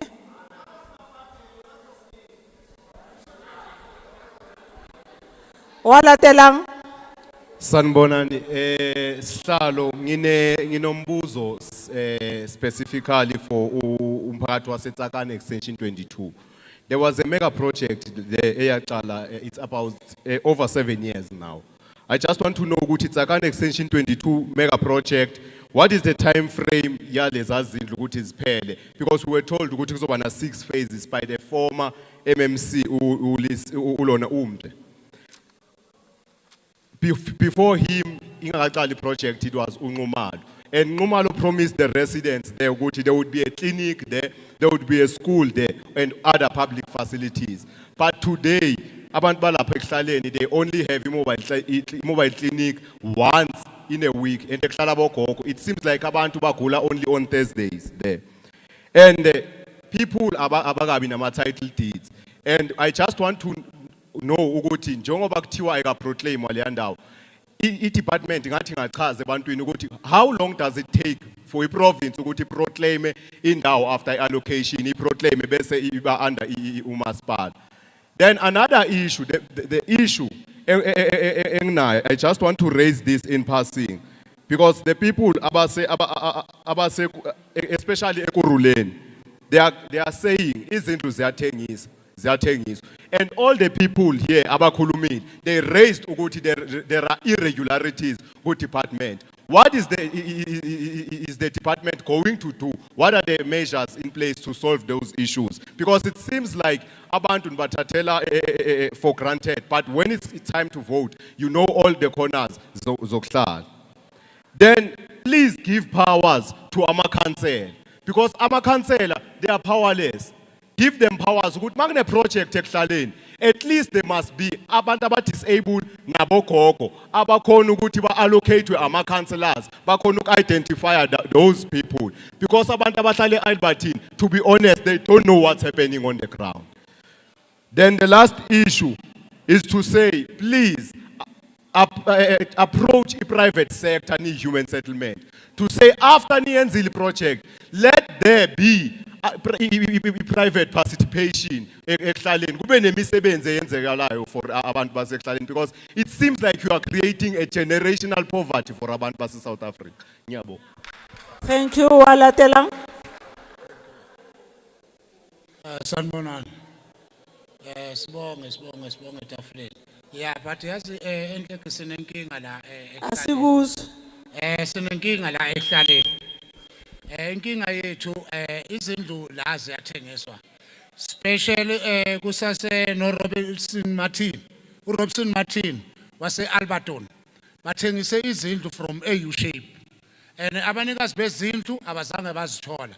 Even not today abantu abanazindlu. Kufana nani emaJardini sihlala nga 222 emaJardini. Since safika la kuyimikhukhu, but kodwa kwathiwa indawo zethu ama stand wethu makhulu, and then ba extend bafaka ama 2 toilets. The next time uma kufika imap ithi no, this is a 1 yard. And then the next time nginomama lapha eJardini la ngihlala khona. Umama una 65 years, akabona emehlweni, uphethwe i-stroke. Uphethe uhlala avalelwe laphana emkhukhwini. Le nto lena kudala sicula la from 98. Siloku sicula le nto lena ukuthi umama onke amakhansela, I think 6 councillors asewandlulile. Aloku ukuthi umama uzofakwa. Upromise nge-U shape. I-U shape namanje nakho kuze kungena abanye abantu bathatha izindlu zabo, indawo zabo. Ama councillors azithengisile izindlu. La uformer council uyathengisa izindlu zalabantu. And then sesikhathele le nto leyo. And two, ezinye izindlu especially as busy abanikazi bazo. Sisacela ke ukuthi i-verification ayike ize i-verification izo verify abantu abahlalayo endaweni, because of abanye abantu izindlu azibizi bona. Uma ufika umuntu athi bathi hayi indlu ayibizi wena, ibiza uzibani bani, umuntu ongamazi. Sisayicela lo nto leyo ukuthi sicela ukuthini sikunikeni izosenzela i-verification umuntu ohlala lapho kwazi ukuthi kuhlala abantu, because of yiyo yonke into yenza ukuthi ingenzakali izinto lapho. Thank you. Thank you, Raleboha. Walatelang. Naki resident ya mo Chimistin Council. So kitlo representer the way lina kubona nkatengo mo Chimistin uruetala. For instance, unale batho bateng mo been living in informal settlements for 30 years. Whereas Baba promised our more extension 10 under Jimistin Council. But Lamere Batole their service stands. So one moment le mole where they are supposed to be relocated. Katola, the Gauteng province, in a long queue, longest queue, to allocate their people there's said to be coming from the province. Whereas unali watu wa Maspala kamakala ayomo. Maspala Europa everywhere. We are sick of him. Whereas we have a law that he should also follow. If you are 21, you're supposed to have your own house. You're supposed to have a driving license when you are 18, but the same municipalities employing people there who don't see the age of someone else, even if they are looking at the ID number. So all of that is called irregularity. Most of us have spoken about such issues. I also need to know that how come in the one area there are two, I can call institutions. Gauteng province is allocating, and the municipality is also allocating in one area. Doesn't that cause a slow process? When you check there by municipality, is only taking 10 families per annum. But there was a longest queue there for Gauteng province. So you summarize. We need therefore the legislature to wear socks. We are sick of this. Someone who is literate, I cannot go to driving school for a person. who's gonna let me- Thank you. Raleboha. No, I will go to the Kabiam. We go to dangerous goods. Niatana le Kabiam. Sila, lokuluma uthi stall. Inja impilo mtakati wiki. Inja amenga yelo la langa na traffic code. From 161 under CIC General Soma Shingubad. Mina issue ya Milan. When a leadership, Madam Speaker, and the leadership out there. Nyaltana nonke. Hello. And as long as go to Panyas. We'll get abantu abarayit banyazo get abantu abarayit bazowenza umsebenzi hayi abantu bazovelapha asifuna abokwete mandashi la not now not here angibonge ke i-leadership yasezone 10 ukuthi lisilethele bona la ngiyabonga so mina issue yami la from phase 5 so besebenza phase 5 for 3 months and the contract yalo contract yaphela nemasipala but bazosilethela enye le enye bona kuma postpone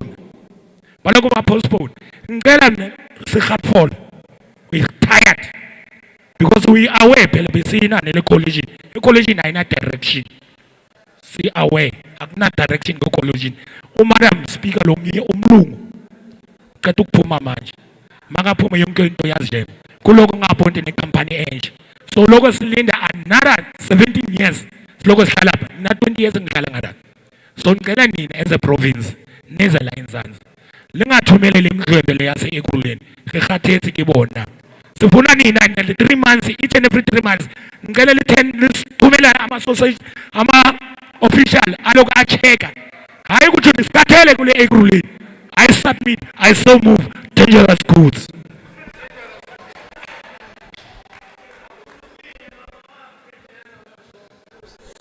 Thank you.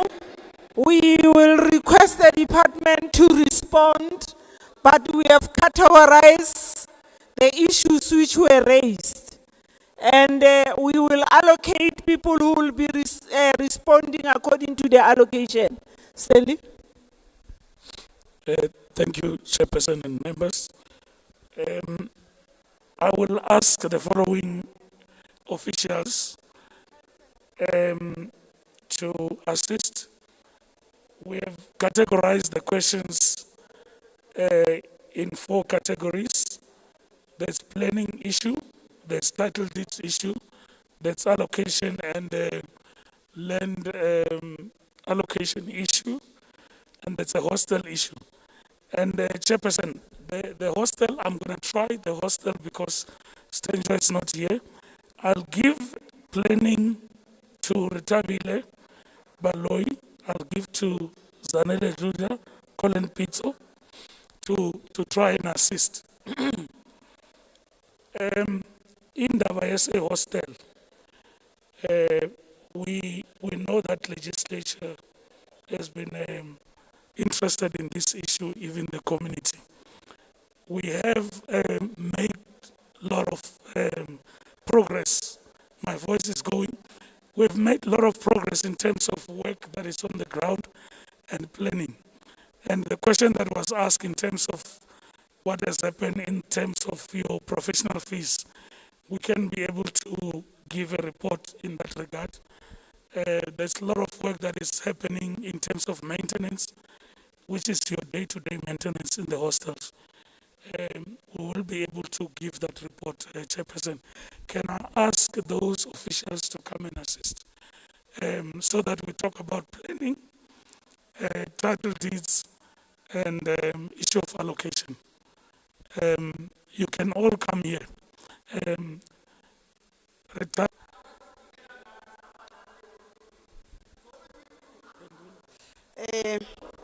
Once again, Sanbonani Bahlali, Bengithe nguZanele Dludla, I'm responsible for ama title deeds departmentini. So ngizozama ukuphendula imibuzo ebuziwe ibiminingi yona. Oqala umbuzo ubuka oqala umbuzo ubuzwe iChairperson. And I think ubalulekile ukuthi uphendule because uaffecta wonke umuntu umbuzo generally obebuza ukuthi kule amount ebekade presenter uMike Ngoma ukuthi u60 million how much is allocated to Ekurhuleni. Ekurhuleni ngizonika nje summary and make sure ukuthi kunama categories ama title deed in total ama title deeds esiplan ukwenza in 23-24 as a department it's 17,468. Ekurhuleni we've allocated for 4,648 which is 27% of the total title deeds that we plan to register this financial year. Please remember, we are looking at 5 different 3 metros and 2 districts, but Ekurhuleni, it has 27%.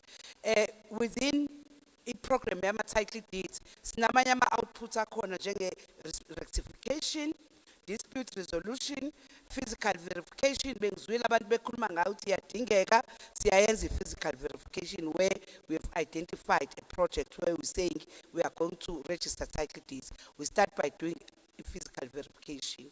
So nasekurhuleni siyayenza kube nama deed searches before senze physical verification. In total, including ama title deeds, budget allocated Ekurhuleni it's 14.1 million, which translates into 24% of the total budget of the title deeds. And then umbuzo wesibili ubukade ubuzwe ukhansela uKiyane, ngimnikile ukhansela Kiyane ama numbers am because kunzima ukuphendula bekhuluma about 180 houses that are not transferred eMleleki. EMleleki sinayo on our business plan sinayo uMleleki, but it's a small number. Pre-1994 sine challenge yama deceased estate angaka register magistrate court. So we cannot continue siyazipaka lezo. Amanye ama families ayalwa alusana wodwa about ownership. So sizothola ukuthi amongst the 180 families lo washiwe owabalile councillor Kiyane, it's those categories. But you are welcome to call me anytime. Ngikunike ne-email address yami so that sizonginika ilist yalama families ne, then I'll check ukuthi what's happening, why have we not transferred.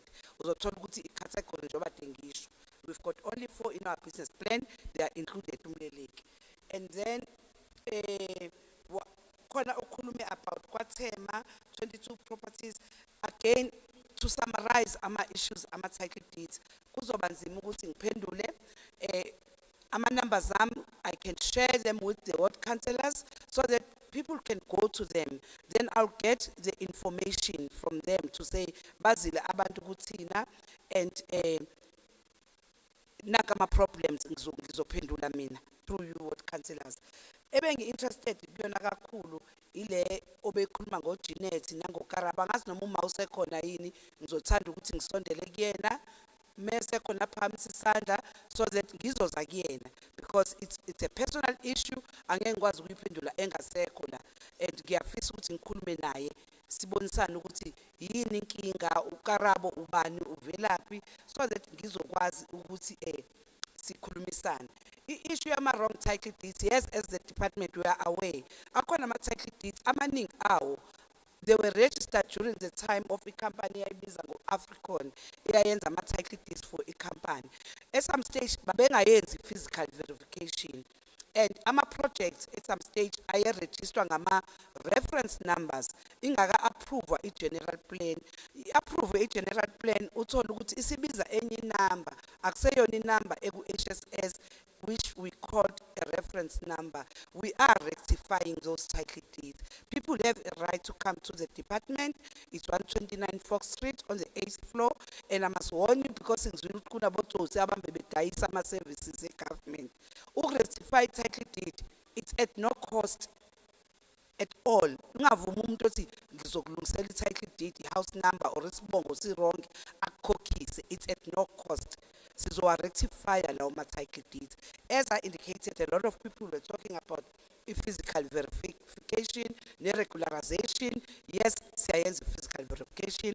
Irregularization, for your information, we are talking to the National Department of Human Settlements, who MEC approved the policy regularization, because we are aware of the problems on the ground. Ukuthi kunabantu aba-occupy izindlu, abanye babe allocate ama-ward councillor nje babesho, abanye babe allocate community, abanama-approval. So we identified the challenge, sa-developer into esibiza ngokuthi regularization policy, but we are still discussing with the National Department of Human Settlements for them to support our implementation so that we can correct all those issues on the ground.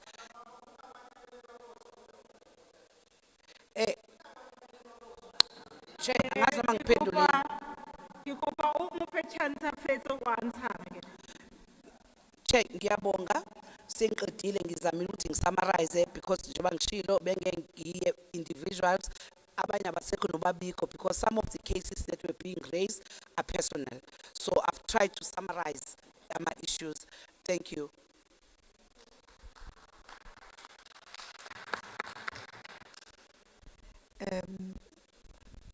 Good afternoon, Bahlali, le Bontate Bako legislature.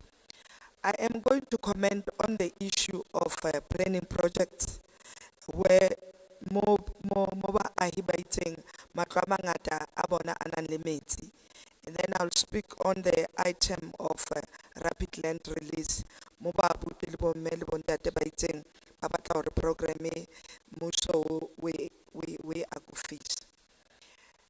I want to indicate, Chairperson, that as a department we are liaising with the municipality, because this sort of houses the aweng mo hotu hore ha le tsamaya kwalo tla bona hona le mona le mohlaka.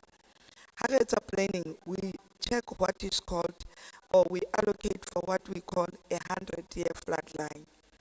Ha re etsa ditlhatlhobo re kgona hore re bone hore mo ha re beha matlo mo ha pula e ka yana haholo, the possibility of matlo a be flooded iteng kapo so re allow hore ha re beha matlo ana mo at least for 100 years ko la ka na pula mofuta ofe kapa ofe matlo ana hana kenelwa ke pula. That's how I can explain the 100-year floodline.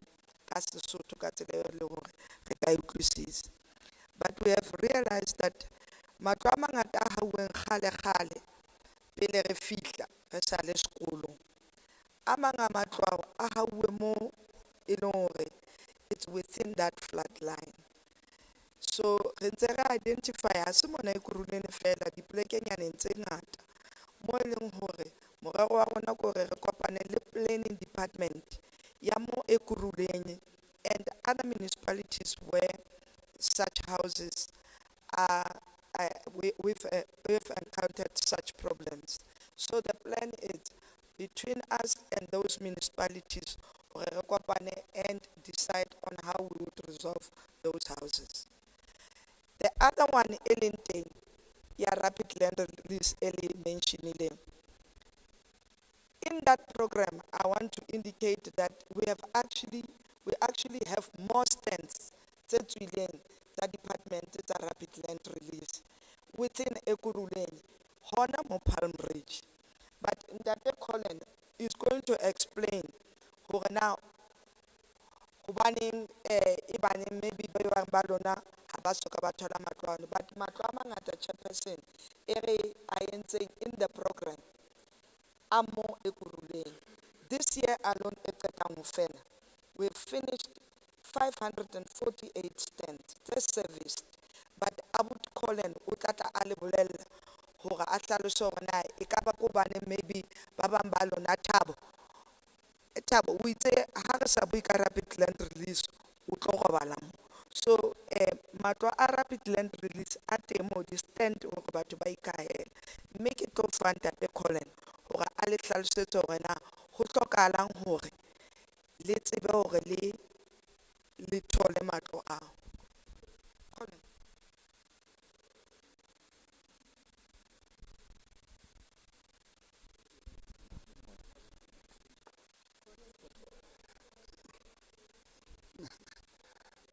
Sanboran, good afternoon again.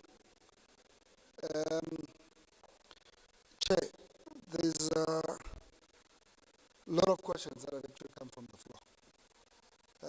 And most of them has to relate on issues around allocation. And I think in terms of pick up there's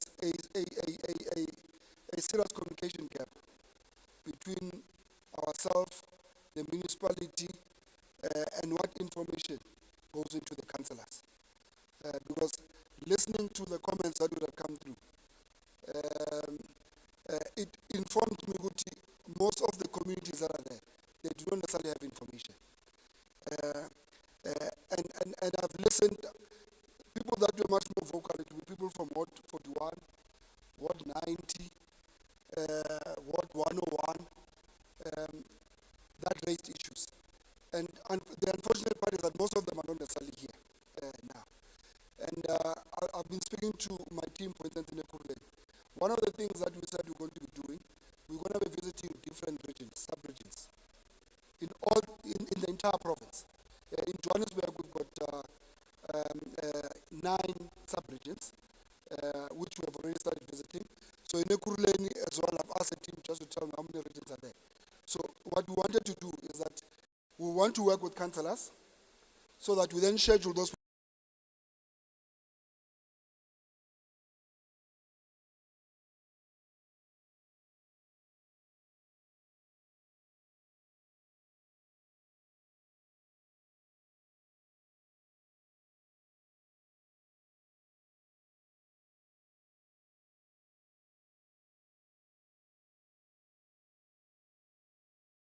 people the necessary response of the issues that they've raised.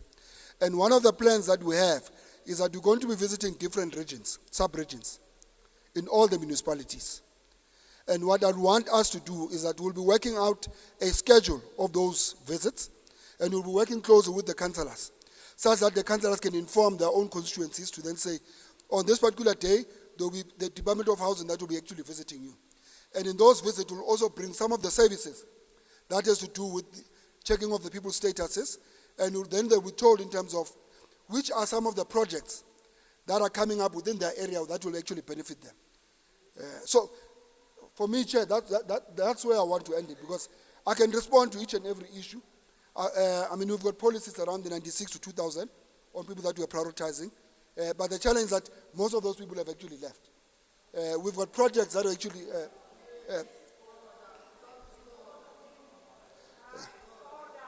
Order, please.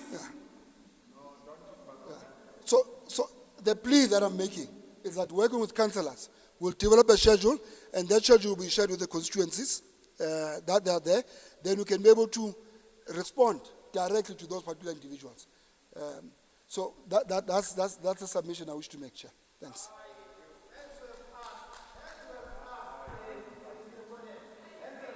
Thank you, Colin. Can we move to, what is the other response?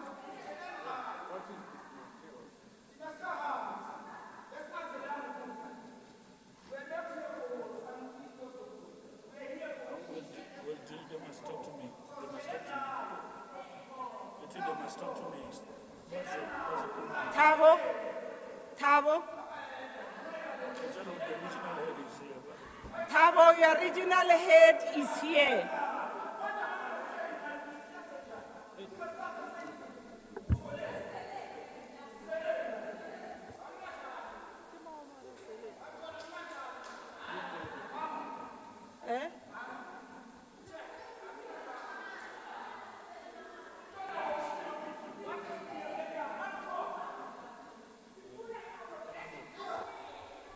Thabo, the regional head is here.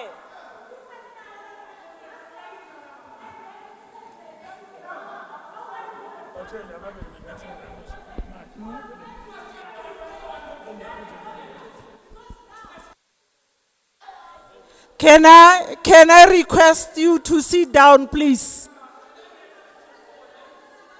Yeah, can I request you to sit down? The regional head is here. We will have a meeting with you now. Don't disrupt our meeting. The regional head is here. we'll have a meeting now. Because we have declared, Sisi, we have declared this venue. If we didn't want to come here, because we've got the interest of the people at heart, that is why we are here, we brought the budget here.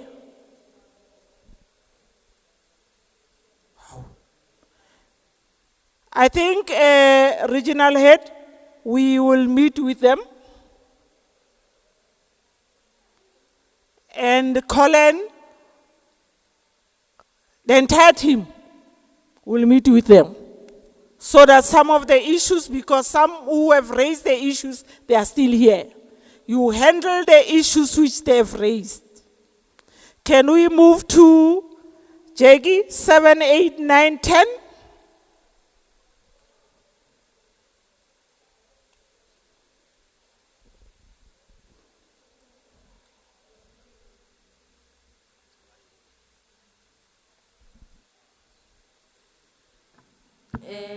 Thank you, Chair. There are no resolutions yet, Chair, for item number 7.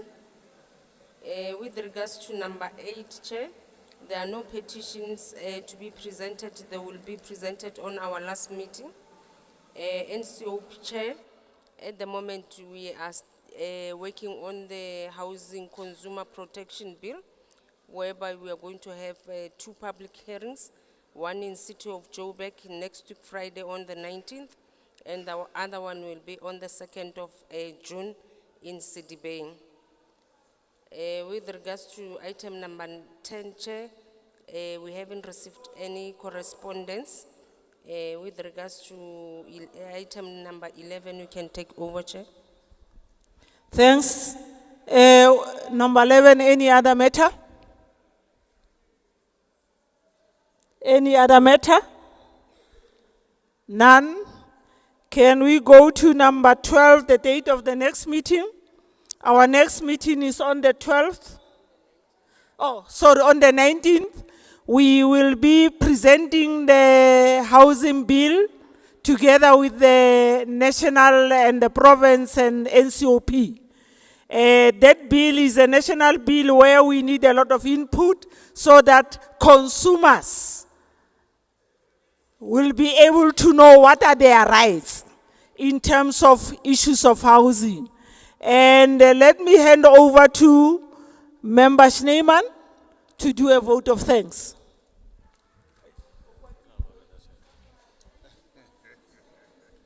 No, thanks very much.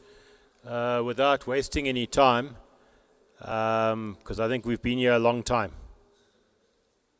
So I want to just say thank you very much, firstly, to those of you who came here today to interact, to listen, to hear from the department about its budget for this financial year, which has started on the 1st of April and ends on the 31st of March next year.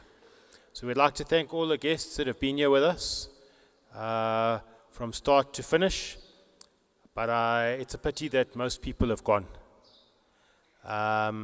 But nevertheless, we thank you. We'd also want to thank the councillors that have been with us right from the start. They've been sitting in the front here. They haven't moved. Thank you for being with us. Also want to say thank you to the department, the officials of the Department of Human Settlements in Gauteng. Thank you for being with us, for answering some of the questions. I think that Chair, as has been indicated, as you've indicated as well, they will find a way of reporting back and interacting with ward councillors in Ekurhuleni so that information is disseminated. Also, I want to thank the committee support team for your efforts in making sure that this committee meeting has taken place. We also want to thank all the service providers that have provided the sound, the screens, catering services. We want to say thank you for them. They've been kept, some of them overtime, because they shouldn't have been here until 4 o'clock. But we want to express our appreciation that they have remained. And then lastly, just to members of the Portfolio Committee for your dedication and commitment, for being here since this morning right until now. And I'm sure as a committee, we will also follow up to make sure that information is disseminated as wide as possible. So on that note, Chair, thank you very much to everybody, and back to you. Stanley, can we have our meeting there? Where is the line?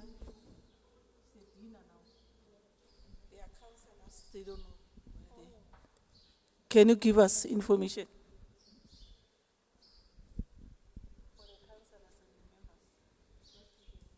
Oh, okay. Sanbonani, lunch, or we can call it a dinner. Sizoitola ngale across the ngale nje library. Thanks.